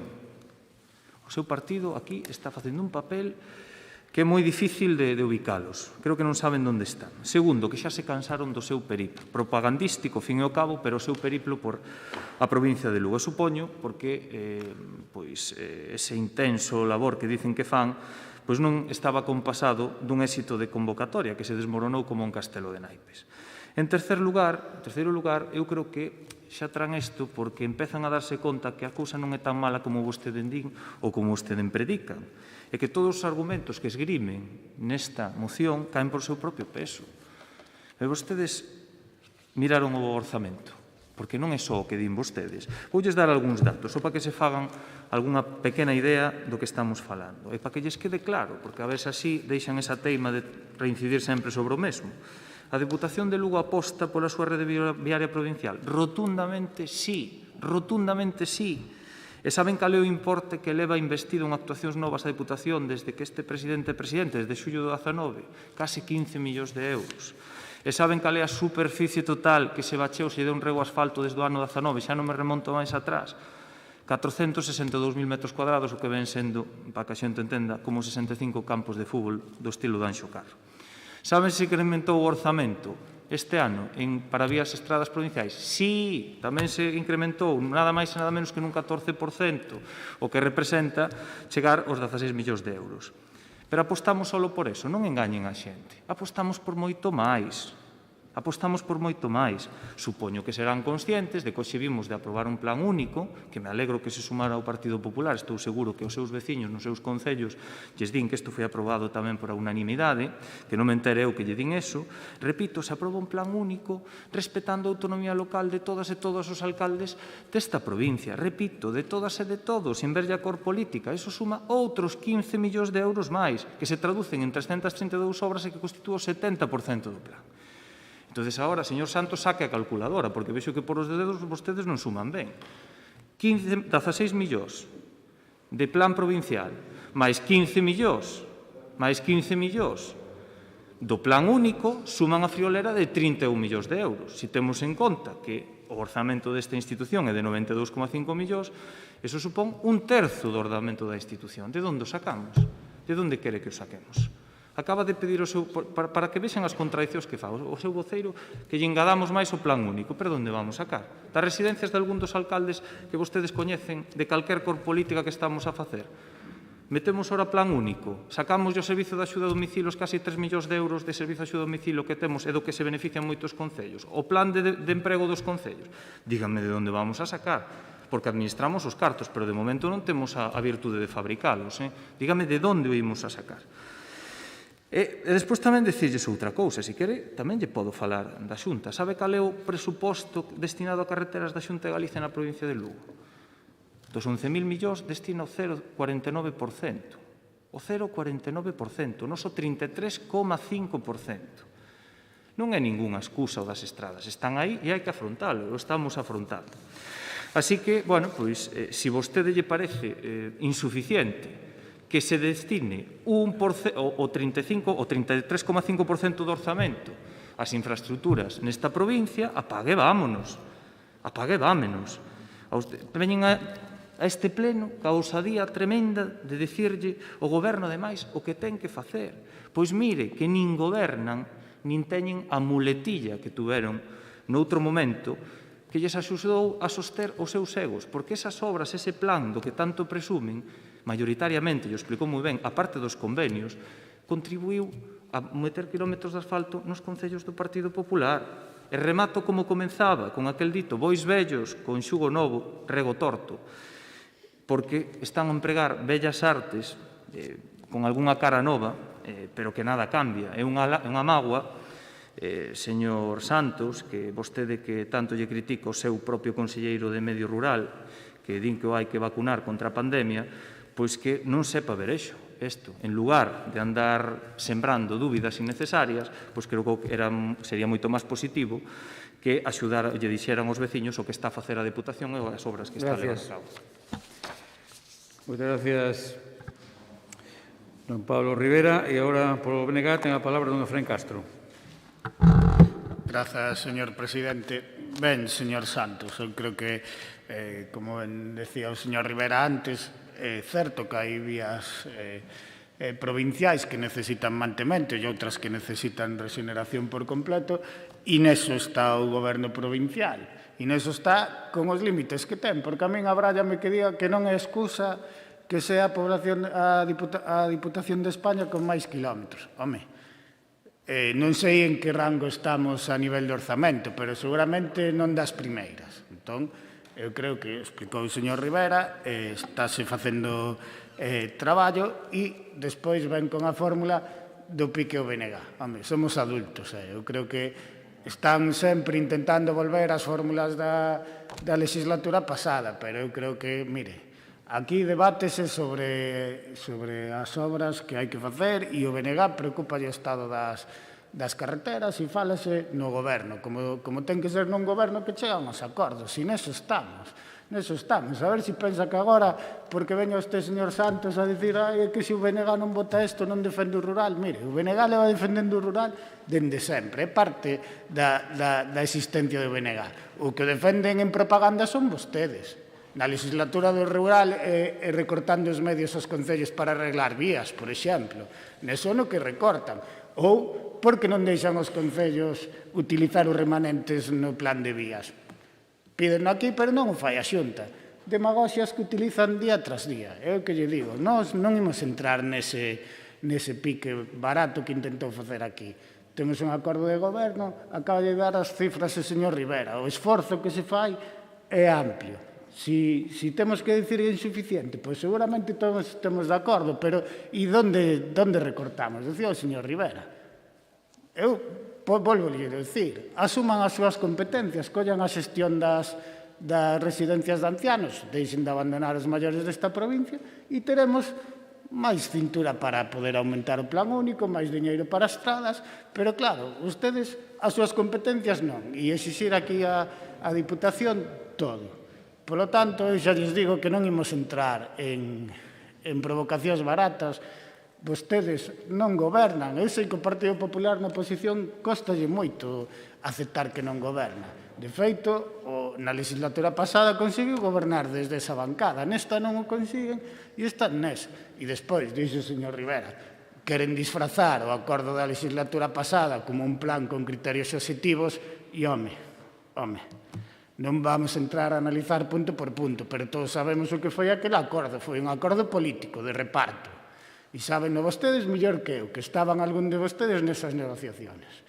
Polo tanto, aquí o que se está facendo é un esforzo, realmente é difícil ter todo perfecto, pero é o que hai. Non vamos a entrar na provocación de que vostedes queiran gobernar desde a oposición. O debate, chegamos a un acordo estable de goberno e iso eu sei que lles molesta, pero eses piques así busquen outra millor, pero por aí van mal. Por aí dígolles que van bastante mal. Moitas gracias, señor Castro. Segundo turno para don José Santos. Moitas grazas. Señor Rivera, as contas súas son como o seu plan Impulsa. Todo fume. Especialistas en facer círculos son vostedes. Aí sí que non lles gañamos. Nin nós, nin ninguén.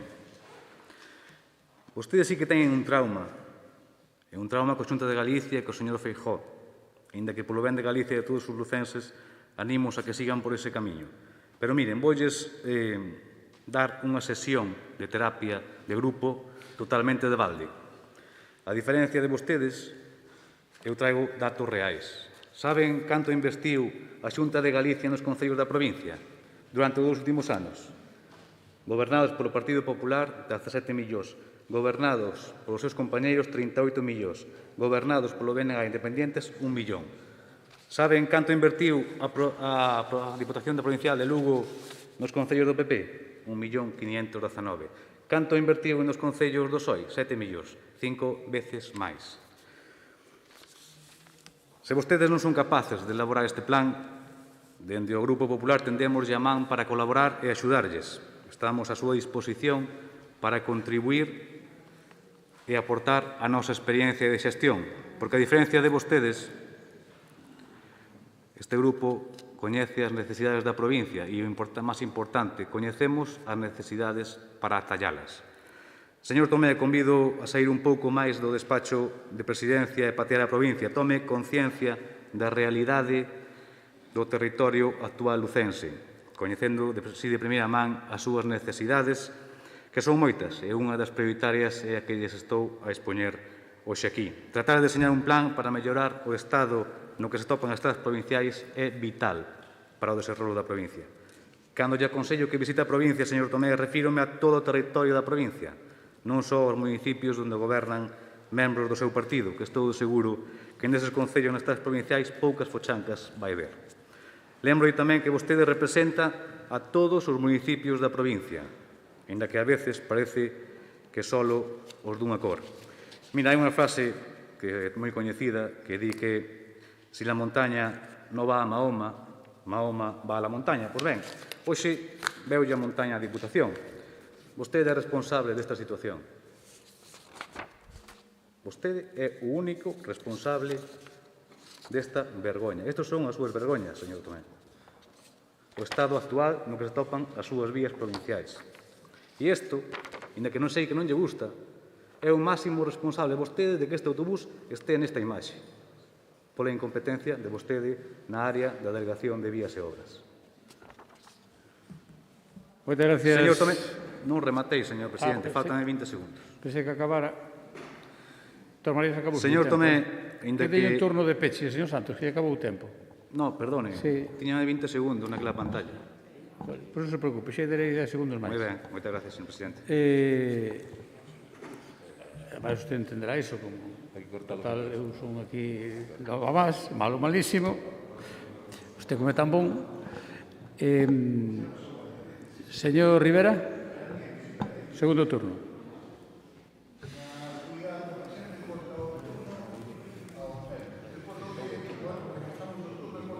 Señor Castiñeira. Non me pasa igual, non. Señor Castiñeira. Non está no uso da palabra. Señor Castiñeira, chámolle a atención. Señor Castiñeira, chámolle a orden por primeira vez. Señor Castiñeira, se ven en plan provocador, chámolle a orden por segunda vez. E espero non ter que volverlle a chamar, Ten prisa ou que lle pasa? Dame igual. A mí en eso non vai a poñer usted nervioso nin o máis mínimo.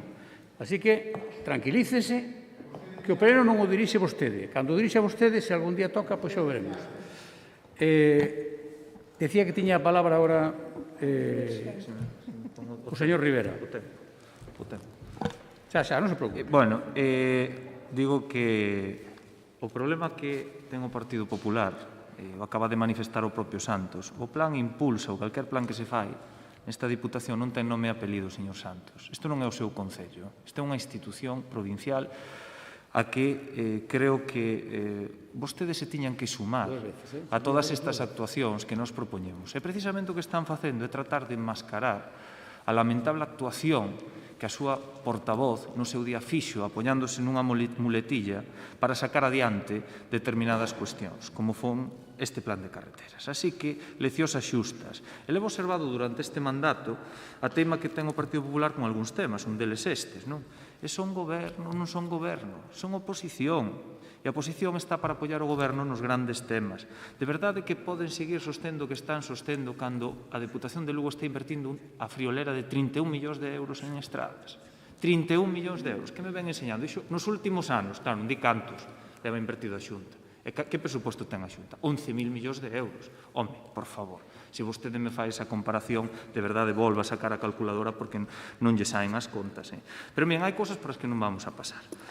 Seguro que se poden facer máis cousas, seguramente sí, pero non lle vou a consentir que diga que non se fai nada ou que suxira que as estradas están abandonadas, porque é unha falta de respeto para a propia institución. Xa sei que vostede leva pouco tempo aquí, pero por riba de todos nós esta institución, e incluso tamén os propios traballadores que son excepcionais, eu digo así, do Servicio de Vías e Obras, que son os que fan esos plans que vostede di que non estamos a facer, claro que estamos a facer, home. Outra cousa é que vostedes dediquen moito tempo a sair guapos nas fotos. Claro, se tardan tempo a sair guapos nas fotos, despois non poden saber ni onde está o parque móvil, nin que actuacións está facendo a Deputación de Lugo. Eu os entendo. E despois o que xa de traca final, unha cousa que li nesa moción que me parece fascinante, que é que as administracións locais son as que valoren a necesidade e a oportunidade das actuacións a levar a cabo na rede provincial. Están a propoñer exactamente o mesmiño que propón a Xunta de Galicia en todas as actuacións na rede autonómica. Cando a Xunta de Galicia propoñen o que vostedes están dicindo, nós o día seguinte facemos o mesmo. Pero que me están contando, por amor de Deus? Que me están contando? E, ademais, parece que tampouco falan da autonomía local. A autonomía local é o que facemos nos co plan único. Ui, que a Xunta non ten plan único. Vaya por Deus. Claro, aí está o tema. Onde está o plan único da Xunta? Claro, onde está? E miren, falan tamén mención o parque móvil, que se o parque móvil está movido con criterios políticos. Pois mire, señor Santos, vostede non estaba aí, pero aquí hai algunha xente que estaba. E vou explicar unha cousa, para que o teñan clarísimo. Sendo Elena Candia, presidente da Diputación Provincial, retirou unilateralmente a primeira decisión que tomou, e vostede sabe, o señor García, porque vostede era vicepresidente, retirou unilateralmente o parque móvil de algúns concellos, incluído o de Láncara, sin dar explicacións. Iso é a forma que teñen vostedes de entender a utilización do parque móvil nesta casa. Esa é a maneira que señor Rivera. vostedes Rematou o seu tempo. Don Efrén. Grazas, señor presidente. Bueno, eu moi breve.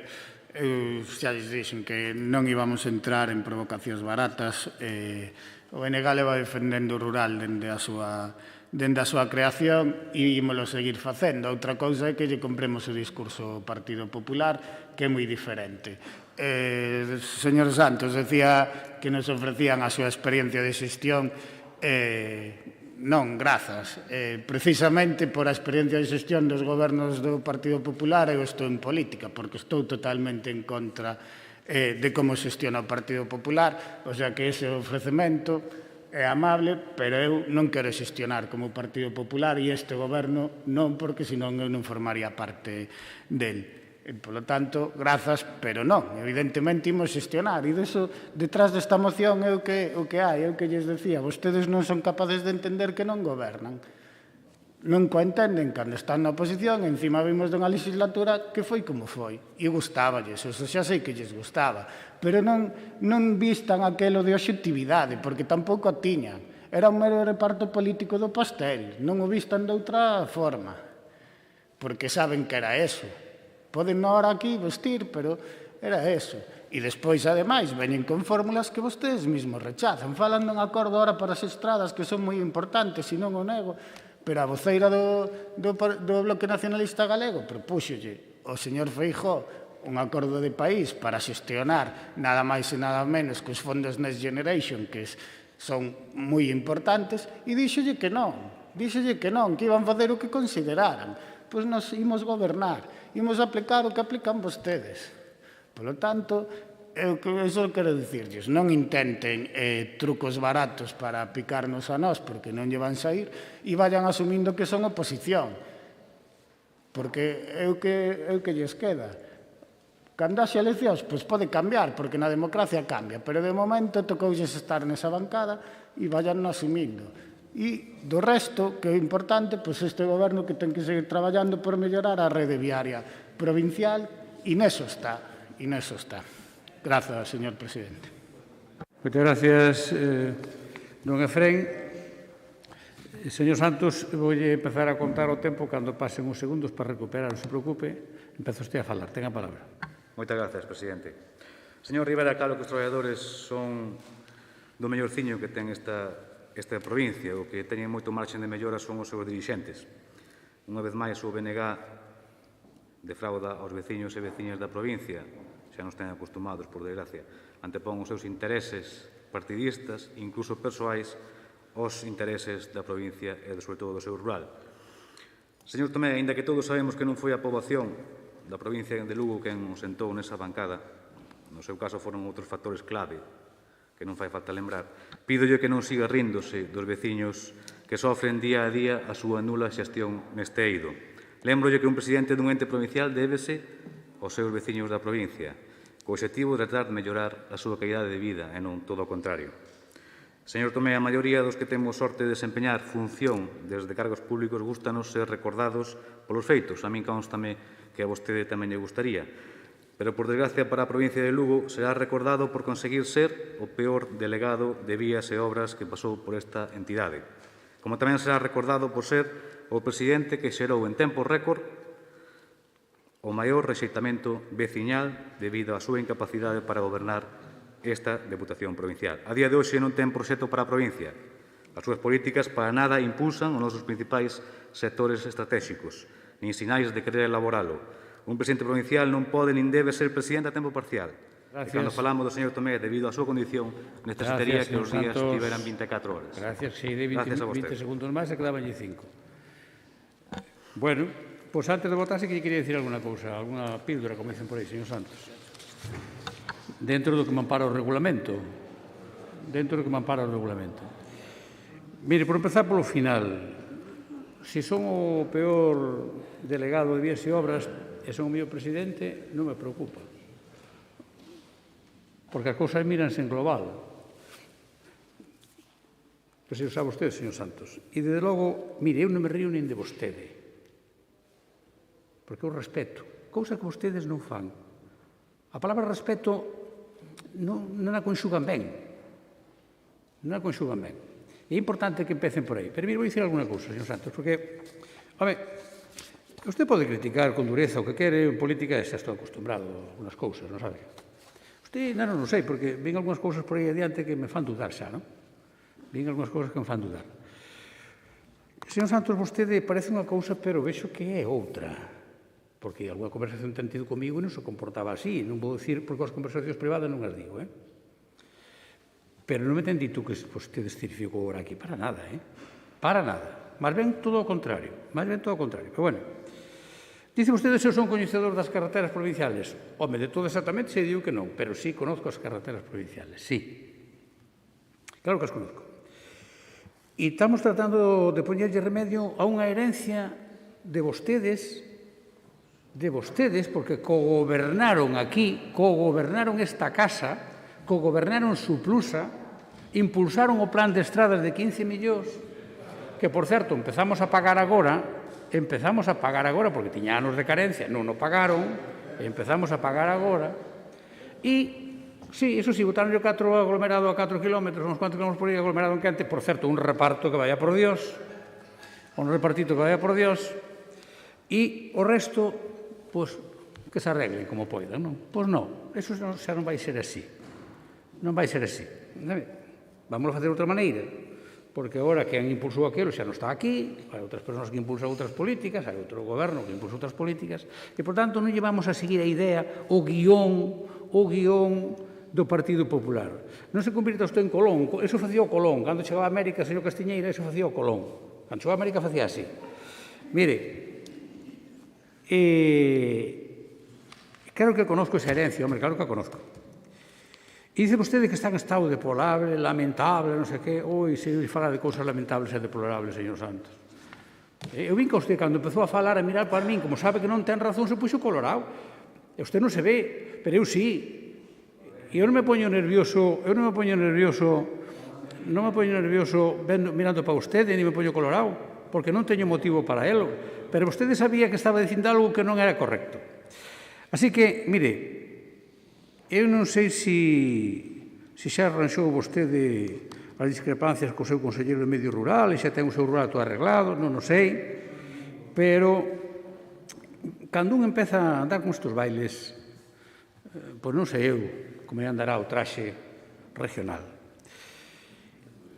Vostede teñen unha estrategia que, bueno, é a súa, a de vostedes, tratar de desgastar ao presidente como delegado de vías e obras, hai que ir a por el, A ver se collemos en algo, e entón empezamos o Concello de Paradelo, o Concello de Carballedo, o Concello de non sei que, xa vexo que a vostede lle preocupa moito a carretera esa que ten ali en Friol, e ao mesmo tempo saca a foto del autobús que meteron no charco, que eu xa sei perfectamente como se meteu no charco, e encima había unha pala de man para sacar o autobús do charco, cunha pala de mau.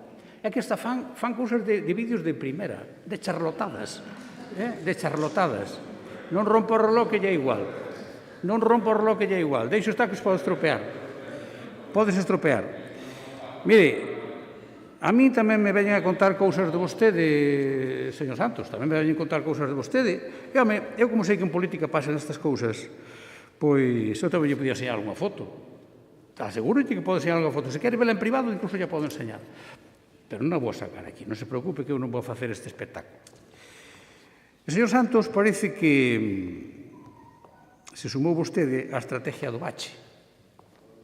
Vostede está na estrategia del bache. Hai varias estrategias, unha delas é esta. É importante descubrila. E xa levan recorrido ustedes uns cuantos concellos, o cual é moi bon, porque fan turismo pola provincia, igual que fan tamén as estacións do tren, e en algún sitio máis. É importante que fagan consumo nas zonas onde van. É moi importante, toma algún café, que se vai, sobre todo que a hostelería está tan mal e ten tanto problema, pois é moi bon para a hostelería, non? E agora toca a Friol, pois despois de varios concellos, pois toca a Friol, non? A ver en abril a que concello lle toca. Xa veremos, vamos estar expectantes a ver como empezan a ir os tiros por algún concello. Mire, eu respecto que vostedes fagan pois ese turismo de carretera e manta, del hombre del 600 o del Mercedes, a mí me dá exactamente igual. Pero, como vostede é un sentenciador, porque vostede dice aquí, é que a mí me dá exactamente igual, non me vale que teña 4.200 kilómetros. Home, claro, dá o mismo que teña 4.000 que 400, é o mismo. Como eso non influye no presuposto, oiga, pero eso ten lógica, é dunha persona que razona, que quere transmitir seguridade no que dice, convencemento nos argumentos. Por favor, home. Vostede dice que eso non lle vale nada. Bueno, pois a mí dame igual, non me vale que usted non lle valga. Máis me dá. E fala vostede que nos vai dar unhas recetas, unhas terapias gratis. Home, eu creo na sanidade pública, na gratuidade da sanidade para todos, de calidad e gratuita. Vostedes non, vostedes prefieren outras cousas. Entón, eu diría que gasta recetas para vostede que igual lle fan falta para o futuro. Eu vou sempre ter un talonario de reserva de recetas. E, como dice que eu non conozco por aí a provincia, por se preocupe que xo avisarei para que vaya con vostede comigo, imos ver os baches, e como eu sou incompetente, porque me chamo incompetente, educadamente, claro, pois xa fai vostede o plan ese, porque como sou incompetente non podo facer. Vostede con todo o bache xa fai o plan. É todo arreglado. Eu acompanho, vou de súa man, como se fóramos ao colegio, á guardería, xa está. Usted me leva o plomado. Mire, señor Santos, é certo aquilo de que o veneno é un frasco pequeno, pero tamén é verdad que teñen pouco contido. Teñen pouco contido. E non debe estar moi cómodo no PP, porque armou uns líos e agora andan lle dorando a píldora. Agora isto fixo ben, andan lle dorando un pouco a píldora e parece que xa está un poquinho máis cómodo, non? E despois sácame aí, non sei que bachearon con a mão. Oiga, mire, non confunda usted o traballo que fan as empresas de conservación, que é un contrato con unha empresa privada cos equipos da Diputación. Non ten nada que ver, non confunda vostede iso que vexo que confundo. E reiterolle, xa para someter a votación a súa iniciativa, eu non me río de ningunha persoa. De ningunha. Outra cosa é que estemos contando un chiste, se me ten gracia ríome. Pero cando estamos en serio, de ningunha persoa. Nin dos que están aquí, nin de ningún dos da provincia de Lugo, de nadie. Sea quen sea e do partido que sea. Porque por aí empeza a base de todo, que é a base do respeto. E por aí ten que empezar vostede, porque pode dicir os mesmos argumentos, acusar dos mesmos baches, sin chamar, bueno, o que sea, dá igual. Se para ustedes son incompetente, pois eu non lle vou a chamar a vostede, pero tamén teño a miña opinión. Pero vou ser un poquinho máis educado que a vostede. Claro que eso non se vende nas farmacias, non sei se sabe vostede, nas recetas non pon eso, que nas farmacias non se compra a educación. De momento non se vende aí.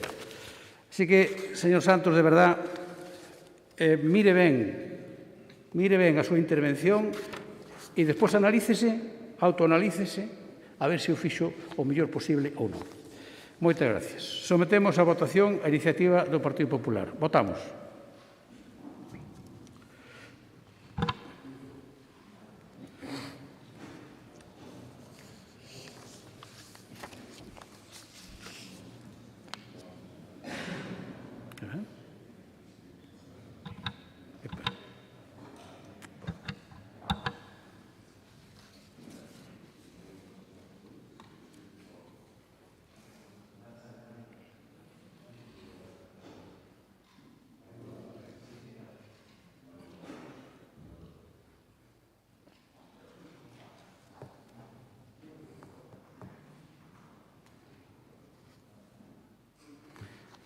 Ben, votos emitidos 24, que son os presentes na sala.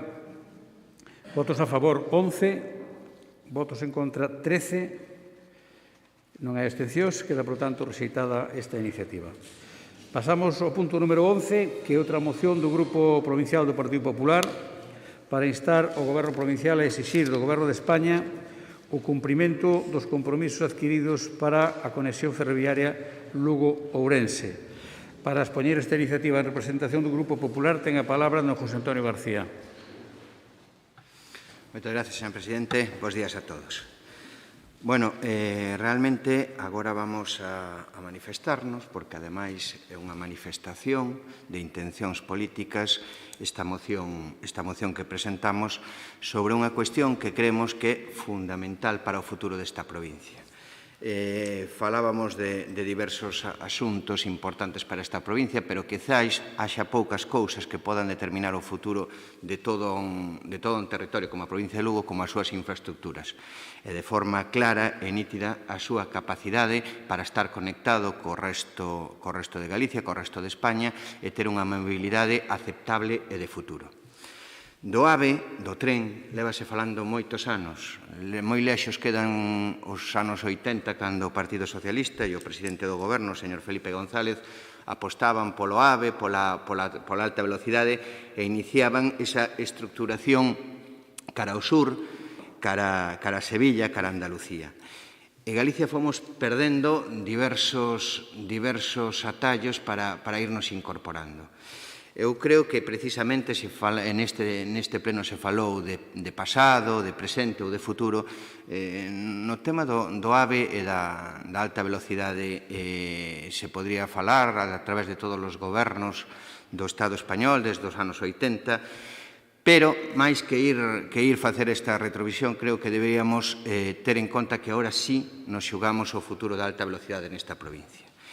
Creo que despois de tantos vaivenes ou incumprimentos ou outras cuestións que non sei se convén analizar ou non, pero que probablemente non sexan o máis importante que temos neste momento, sí que é certo que a situación da alta velocidade nesta provincia veu fixada dende o ano 2018 na presentación do que era, ou do que estaba previsto, dende logo, que era con prazos, con presupostos, con orzamentos, o que era a alta velocidade para que Lugo, esta capital e esta provincia, non quedara descolgada completamente da alta velocidade en España.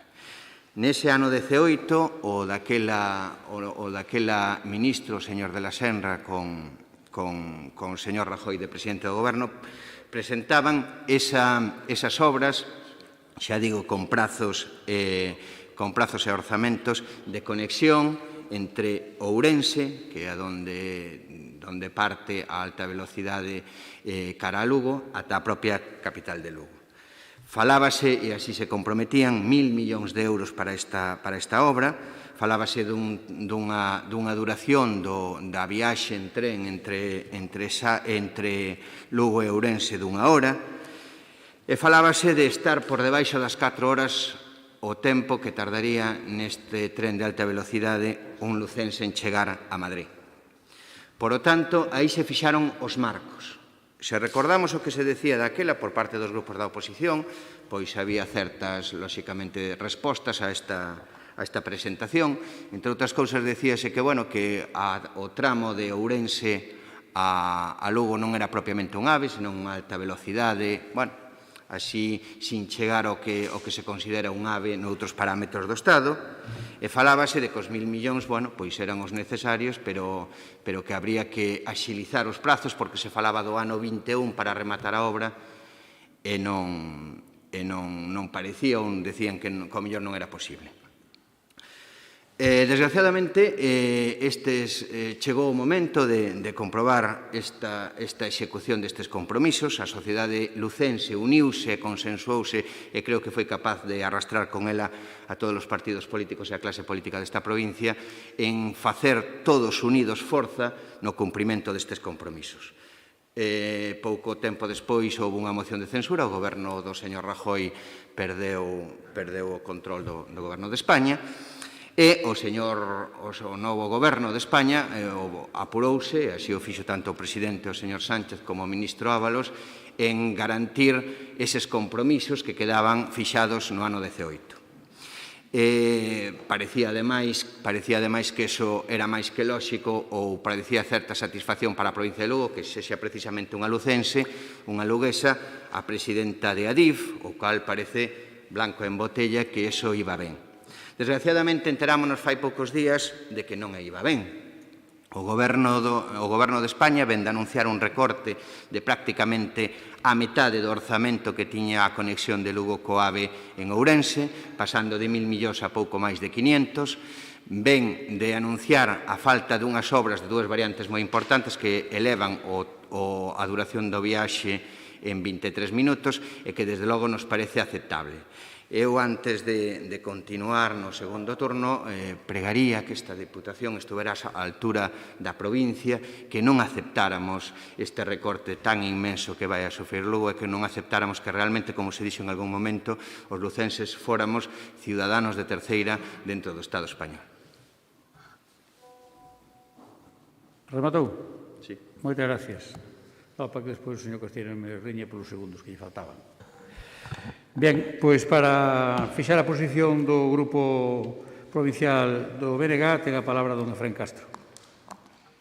Grazas, señor presidente. Ben, dende o BNG, certo que empezamos a estar cansos deste toma e daca que teñen Partido Popular e Partido Socialista cando se alternan no goberno de Madrid. E este toma e daca o que ven é a poñer en primeira plana os abandonos que leva sufrindo Galiza dende sempre. Decía o señor García que xa se empezaba co AVE por o desenrolo do sur, é certo, pero que despois houve alternancia política e chegou o Partido Popular e en Galicia nada do tren, non? Nada do tren. E votamos en contra a unha moción parecida que trouxe porque poñían o señor de la Senra como un gran ministro de infraestructuras e foi nefasto para Galiza porque se o que me quere decir é que os compromisos é poñer nun papel orzamentos e datas pero sin licitar e sin consignación orzamentaria, home, pois non lle compramos. E non lle compramos ao Partido Popular e tampouco lle compramos ao Partido Socialista cando incumpriu, que incumpriu outras tantas veces como incumpriu o Partido Popular. E agora, bueno, evidentemente, nós non estamos de acordo con o plan que presentou o Partido Socialista, pero xa están licitando e van a empezar obras, que máis do que fixeron outros gobernos. E eu xa lle digo, o meu grupo non imos entrar en posicionarnos quen foi peor para Galicia, se o Partido Popular, se o Partido Socialista, porque ao final estuveron de acordo en retrasar a Galiza para o último. E realmente nós estamos cansos deso, e o que fai é darnos a razón de que para que Galiza teña recursos e se trate como Dios manda, pois ten que ter voz propia no Parlamento, porque senón nin o Partido Popular nin o Partido Socialista atenderon as necesidades das galegas e galegos e nin das lucenses e lucenses. E, polo tanto, eu xa les digo que non imos comprar nin o discurso do Partido Popular nin o do PSOE, porque a verdade é que, como todos os galegos, estamos cansados do abandono que sufre este país. Pero vostedes debería poñérselles a cara vermella ou poñerse como que son os grandes avalistas das inversións en Galiza porque nada trouxeron.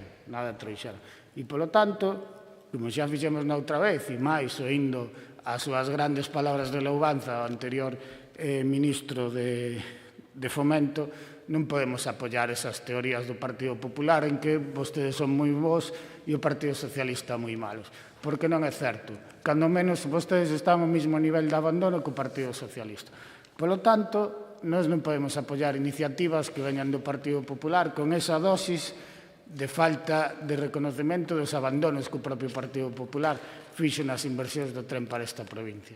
E entón, cada vez que as traigan neste sentido, pois van ter esta resposta, porque xa lles digo que nós estamos moi cansados dese debate de que cando gobernamos abandonamos Galiza e cando estamos na oposición defendémola. Deféndanna sempre. E se os dois partidos hubieran feito eso, pois non estaríamos agora con este debate, porque estaría moito máis avanzada a implantación de alta velocidade na Galiza.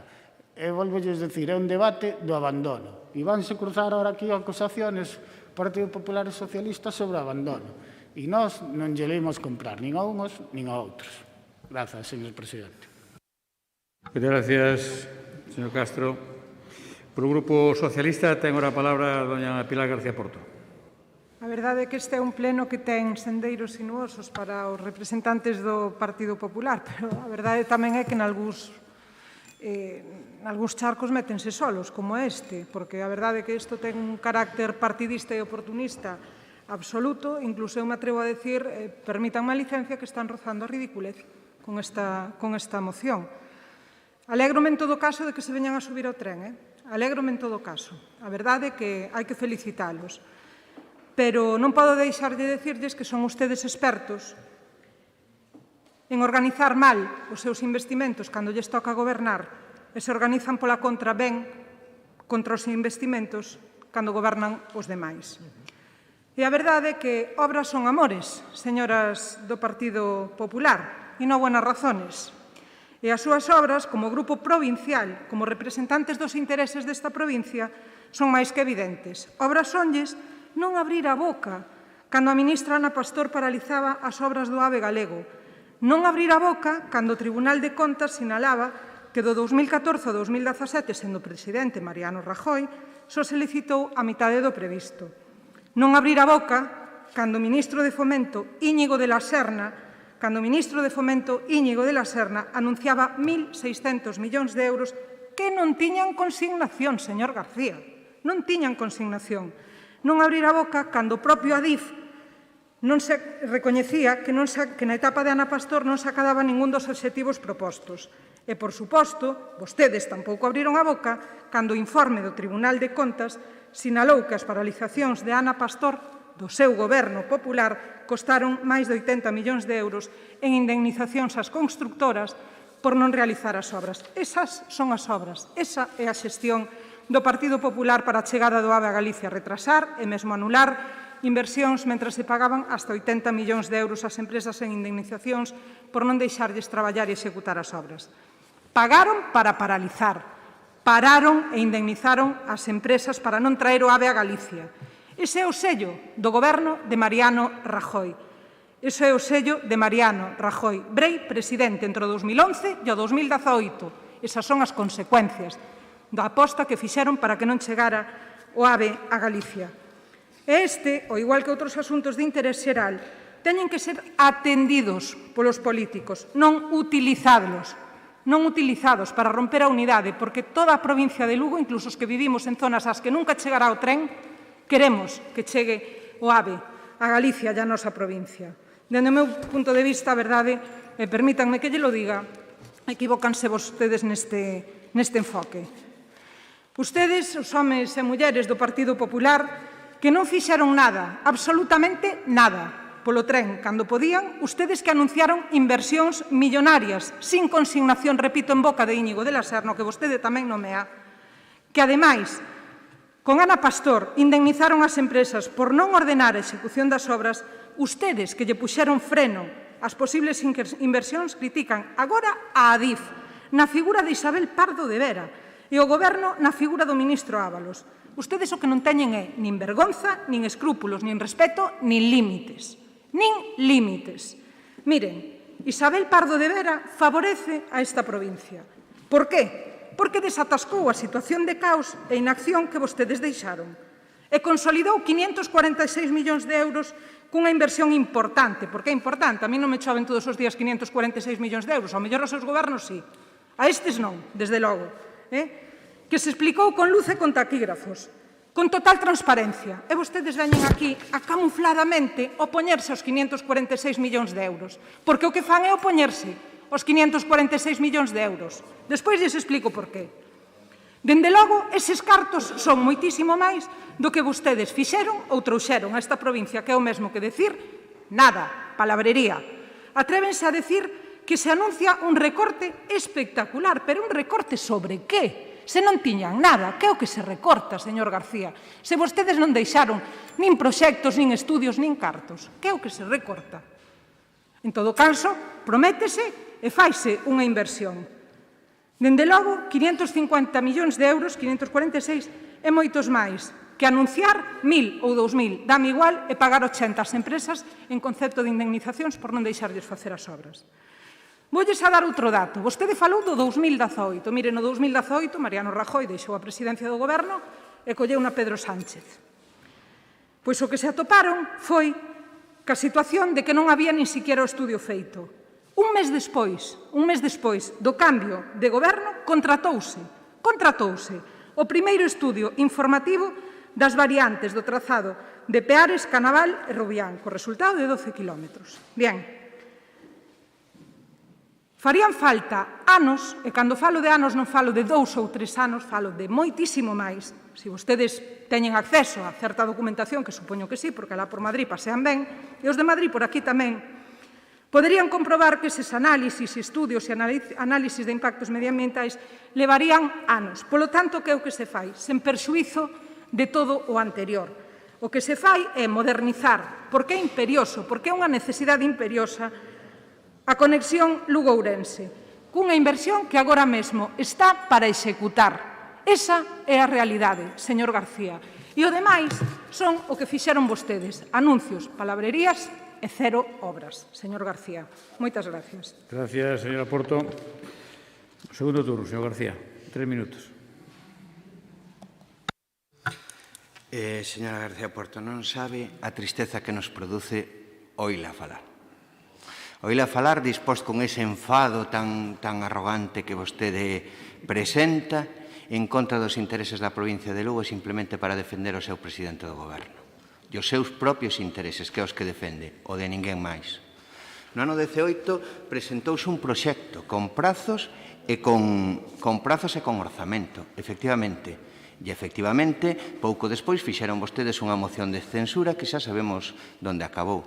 E por iso o Partido Popular non foi quen de acabar ese compromiso, pero foi porque foi censurado, non por outra cousa. Mire, nós non estamos en contra de que Lugo necesite 540 millóns. Estamos a favor de que Lugo reciba o que lle corresponde, que son 1.000 millóns de euros, que era o que había comprometido e que era co que estaba de acordo toda a provincia de Lugo, señora García Porto. Non, escoite vostede, que a usted escoiteina pese a pena que me estaba producindo ila. O non facer esas dúas variantes, tanto a dos Peares como a de Rubián, conleva un alargamento no tempo da viaxe dende Ourense a Lugo de 23 minutos, por o cual un ciudadano de Lugo, un lugués desta provincia que colle o tren, o famoso AVE en Lugo para ir a Monforte, para ir a Ourense e a Madrid, leva un viaxe que lle dura 1 hora 23 minutos, en 117 km son 85 km por hora. É un tren de 85 km por hora. Se a iso de vostedes lle queren chamar ave, ríanse de quen queiran, pero dos ciudadanos non, que non son tontos. Entende? Non son tontos. Vamos os últimos encima levando patadas no camiño. E vostedes, esta Diputación Provincial que teña que ser, e témolo dito máis veces, a proa desta provincia, que se entende que debería defender os intereses desta provincia, incluso a cambio de ser ao mellor un pouquiño non lle sonar moi ben aos seus jefes de fila en Madrid, están abandonando o tren. Vostedes son os que se baixan do tren. A mí non nos falen de millóns. Nos decimos o que pensamos sobre os compromisos que había, que estaban consensuados. Fale ca sociedade civil, fale cas federacións dos veciños, fale ca plataforma. Eses eran os datos. Vostedes cambiaron o goberno dunha moción de censura, pero ahora non cumplen. O señor Ábalos o primeiro que dixo sobre esta infraestructura é que sí, que se iban a manter todos os compromisos que había do goberno de Rajoy, e non só eso, senón que iba a estar en vigor no ano 21. Eso xa morreu. No 21 xa estamos. Pero, alo menos, non deixen en tan pouca estima esta provincia. Non deixen en tan pouca estima. Nos outros temas falábamos de diñeiro. Isto non lle costa a Diputación, ni un solo euro. Isto é defender os intereses desta provincia que nos volven a arbosallar, a asoballar con un recorte de 500 millóns de euros. E vostedes dano por ben feito. Alá vostedes. Así van, señora Porto. Son a terceira forza de Galicia e baixando. E así sigan, apoiando ao señor Sánchez. Señor García, moitas gracias. Moi ben, señor Castro, ten o seu segundo turno.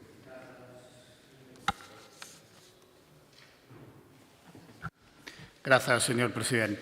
Ben, eu dicíalle no primeiro turno de intervención que isto é o reparto das miserias e do que o BNG non vai facer parte, porque ora parece que o Partido Popular non invertiu en Galicia xusto cando iba a invertir moción de censura. Todo o resto de anos que gobernou no Estado español, pois é que non tocaba. Non tocaba porque éramos os últimos. E volvo a decir, eu que fai este debate entre Partido Popular e PSOE, que se alternan segundo onde estén en Madrid no goberno na oposición, que me fai reafirmarnos en que somos moi necesarios a voz do nacionalismo en Madrid para que se nos respete. Porque o que poñen de manifesto nas súas intercambios de declaracións é que Galiza vai a cola. Vai a colas das inversións e somos os últimos do Estado. E nós non imos entrar nese debate, nin darlle a razón a uns nin a outros, porque é o abandono de ambos. E tamén nos gostaría, por parte do Partido Popular, esa defensa que fai enconada das inversións do tren que se traduciran en inversións no tren da Mariña, que ten competencias a Xunta de Galiza. O mellor aí xa non os vexo defendendo esas inversións tan enconadamente. Polo tanto, aquí o que están debatindo é quen abandona máis a Galiza, e nós creemos que os dous. Nós creemos que os dous. E, polo tanto, estes non están autorizados para criticar a nadie. E se agora damos un pasiño, pois esperemos que esos 500 millóns se liciten e se executen por unha vez. Que pouco, eso terá o BNG sempre ao lado neso, pero que non o vai ter en darlles a razón, porque vostedes, cando gobernan, abandonan a Galiza igual ou peor que este goberno do Estado. Polo tanto, non están legitimados. E nós non pensamos entrar neste circo de quen abandona máis a Galiza, porque creemos que os dous. Gracias, don Efrén. Señora Porto, o seu turno. Mire, señor García, o Goberno de Madrid deféndese solo, non lle fai falta que unha concelleira de Antas os vai a defender, nin moito menos. O que sí que lle digo, señor García, que vostedes erran na estrategia, porque piden que se cumplan os compromisos. E insisto, vostedes, Mariano Rajoy e Íñigo de la Serna, pintaron uns dibuxos e fixeron unhas promesas, pero non fixeron nin estudios nin proxecto. O seu é palabrería barata, barata. E se perderon o Goberno de Madrid, por algo sería. En 11 anos que gobernaron en Madrid, e o meu non é cabreo, é indignación, un presidente galego non conseguiu traer unha sola inversión a Galicia para o desenvolvemento do tren, señor García. Palabrería, promesas, contos. Contos. E os contos non lles en contas. As contas agora é que hai unha inversión encima da mesa, licitada, que se vai a executar, que vai a modernizar o tren, que nos vai a beneficiar a todos, señor García. E iso a vostedes é o que lles doi, que se faga. Por qué? Porque o fai un goberno que non é o seu e amosaron a incapacidade para leválo a cabo, señor García. Mire, eu non lles podo aceptar esta proposta porque vostedes falan aquí de que se cumpran os compromisos. E compromisos, ustedes non deixaron ningún. Entonces non podemos pedir isto, non podemos aprobar isto. E piden que se faga sin recortes. Sin recortes de qué? Se non deixaron consignación presupuestaria. Que recortes, señor García? Sobre que proxecto? Sobre que base de licitación hai recortes aquí? Se o único que fixeron foi indemnizar empresas para que non executaran, recordo yo, 80 millóns de euros, porque isto pon colorado a calquera, incluído a vostede, que non lle suele pasar.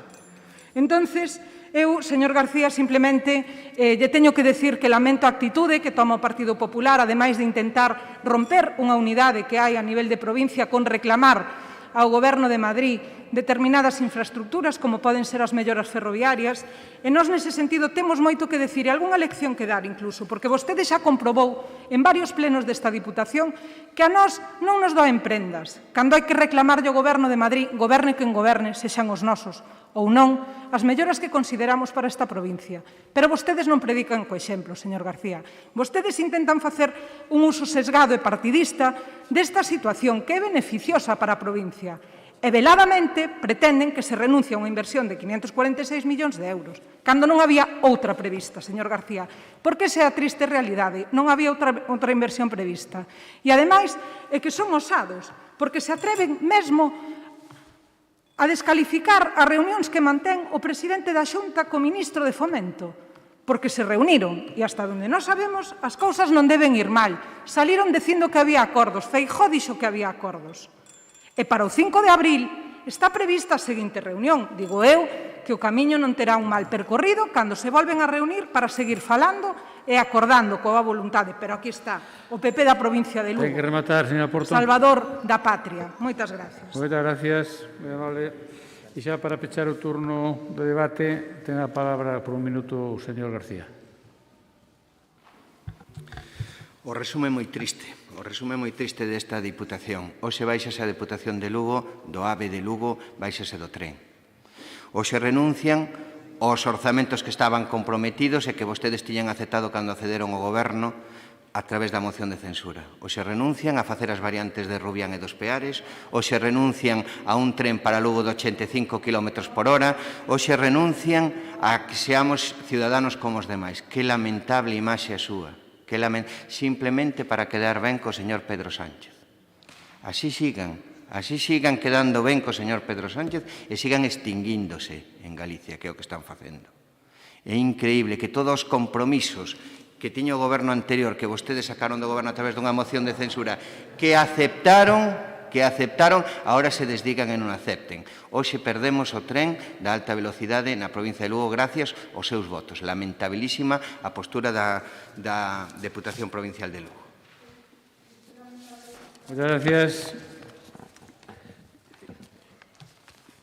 Como decía, de que ao señor Novo non lle guste, pero vou recordar a un compañeiro do Parlamento que o señor Agustín Bahamonde recordará conmigo, que precisamente o que preside o Parlamento. Cando presidía unha comisión decía non dialoguen, pois ustedes tamén, non dialoguen.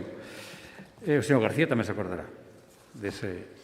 Bueno, rematamos o debate. Falaba o señor García de que nos vamos a extinguir en Galicia. Eu diríalle que isto valle por barrio, señor García. En todo caso, usted algo diso sabe en Sarria, non? Así que vamos a votar. Votos a favor. Parece que me quitaron da pantalla aquí. A ver. Non me fagan maniobras orquestales, porque senón... Votamos.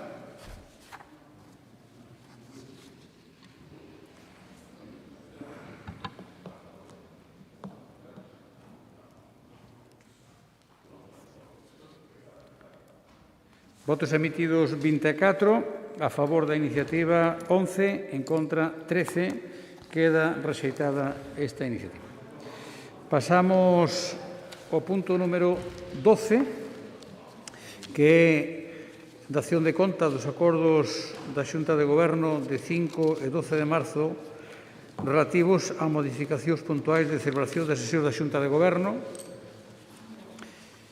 Punto número 13, dación de conta dos informes do cuarto trimestre de 2020 de cumprimento de prazos da Lei 15/2010 da Deputación de Lugo, Suplusa e Consorcio Provincial contra Incendios.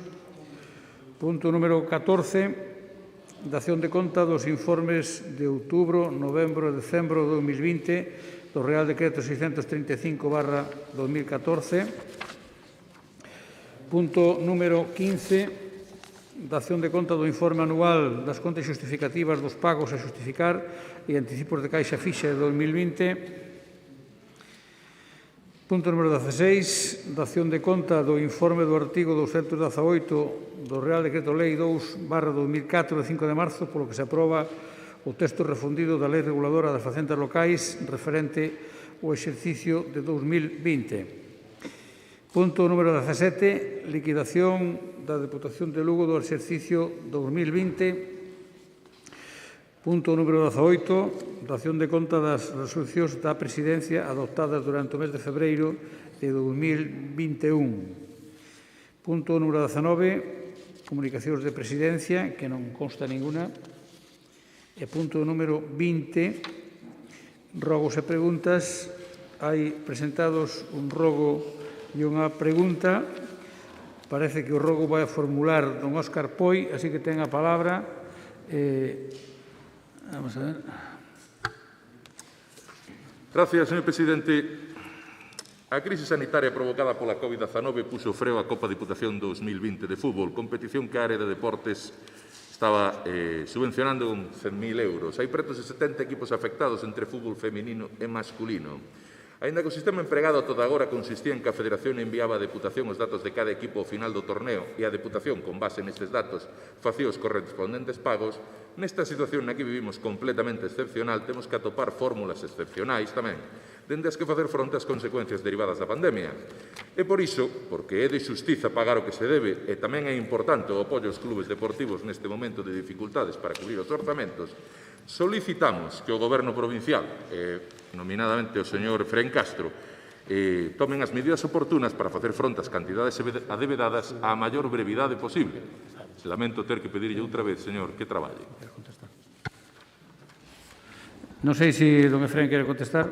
Bueno, moi breve. Como ben di, foi unha consecuencia sobrevida e o Servicio de Deportes e eu mismo están traballando para solucionalo e vai non ter en un prazo breve solución. Gracias, señor Efrén.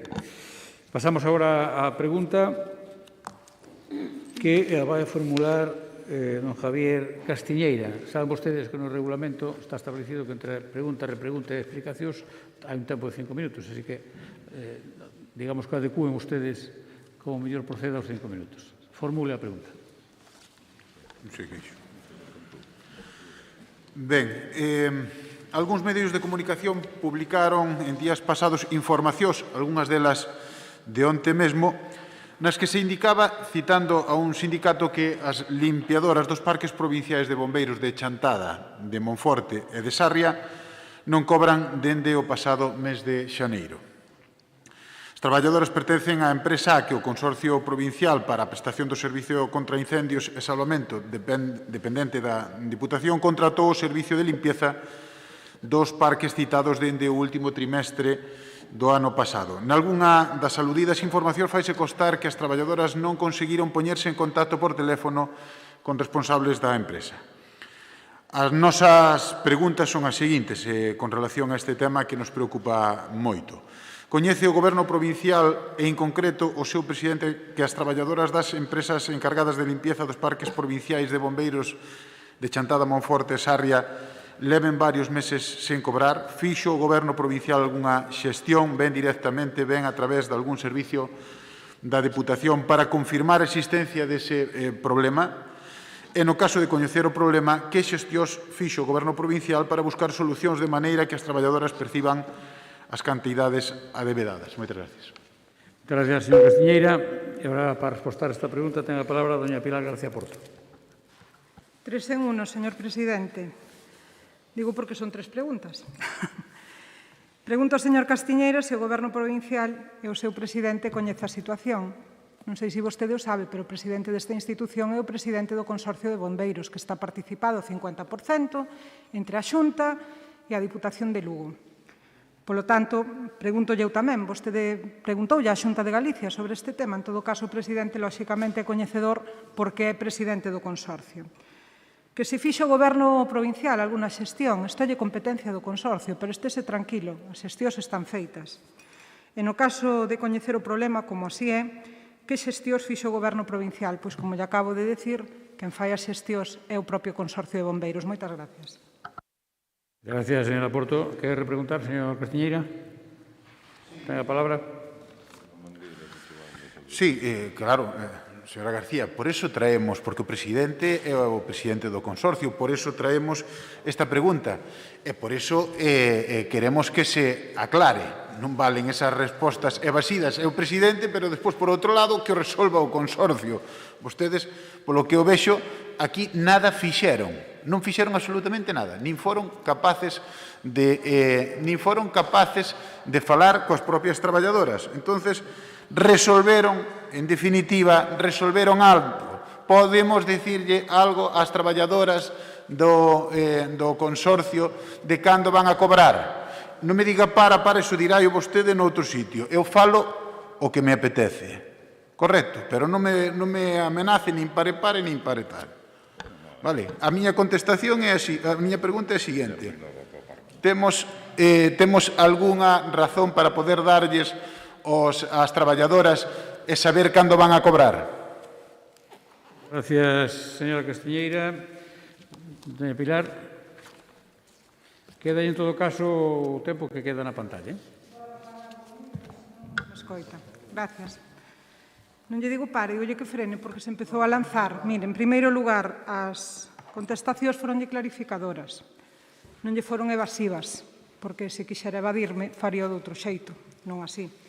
En todo caso, o Consorcio de Bombeiros, como lle digo, que é quen ten as competencias sobre o contrato que está adxudicado dende o mes de novembro de 2020, pois atendeu a demanda dunha traballadora que non cobrou o mes de xaneiro. E isto coñeceuse no mes de febreiro. Desde ese mesmo momento, as traballadoras que pertencen ao servicio de limpieza están pendientes da resolución que faga a empresa. Pero aí non quedou a cousa. Desde o Consorcio de Bombeiros puxémonos en contacto, revisouse o precio do contrato, porque houve alegacións por parte da empresa, e o último que se fixo foi enviarlle un requerimento á empresa. Pedímoslle que aclare se se encontra o día nas obrigas tributarias, coa Seguridade Social, en fin, o que procede nestes casos. A empresa aínda está en plazo de contestación. Polo tanto, o que lle recomendo é que sexa prudente no que lle traslado aos traballadores. Non se vai a equivocar. Dende logo, o Consorcio de Bombeiros me consta que está traballando. Señor Castiñeira, pode estar usted tranquilo. E este goberno tamén, porque se algo fixemos sempre foi defender os dereitos dos traballadores. Gracias. Ben da casa ou ben de empresas contratadas. Gracias, señor Porto. Rematou o tempo para a pregunta. Bueno, boa Semana Santa a todos. Levantamos a sesión.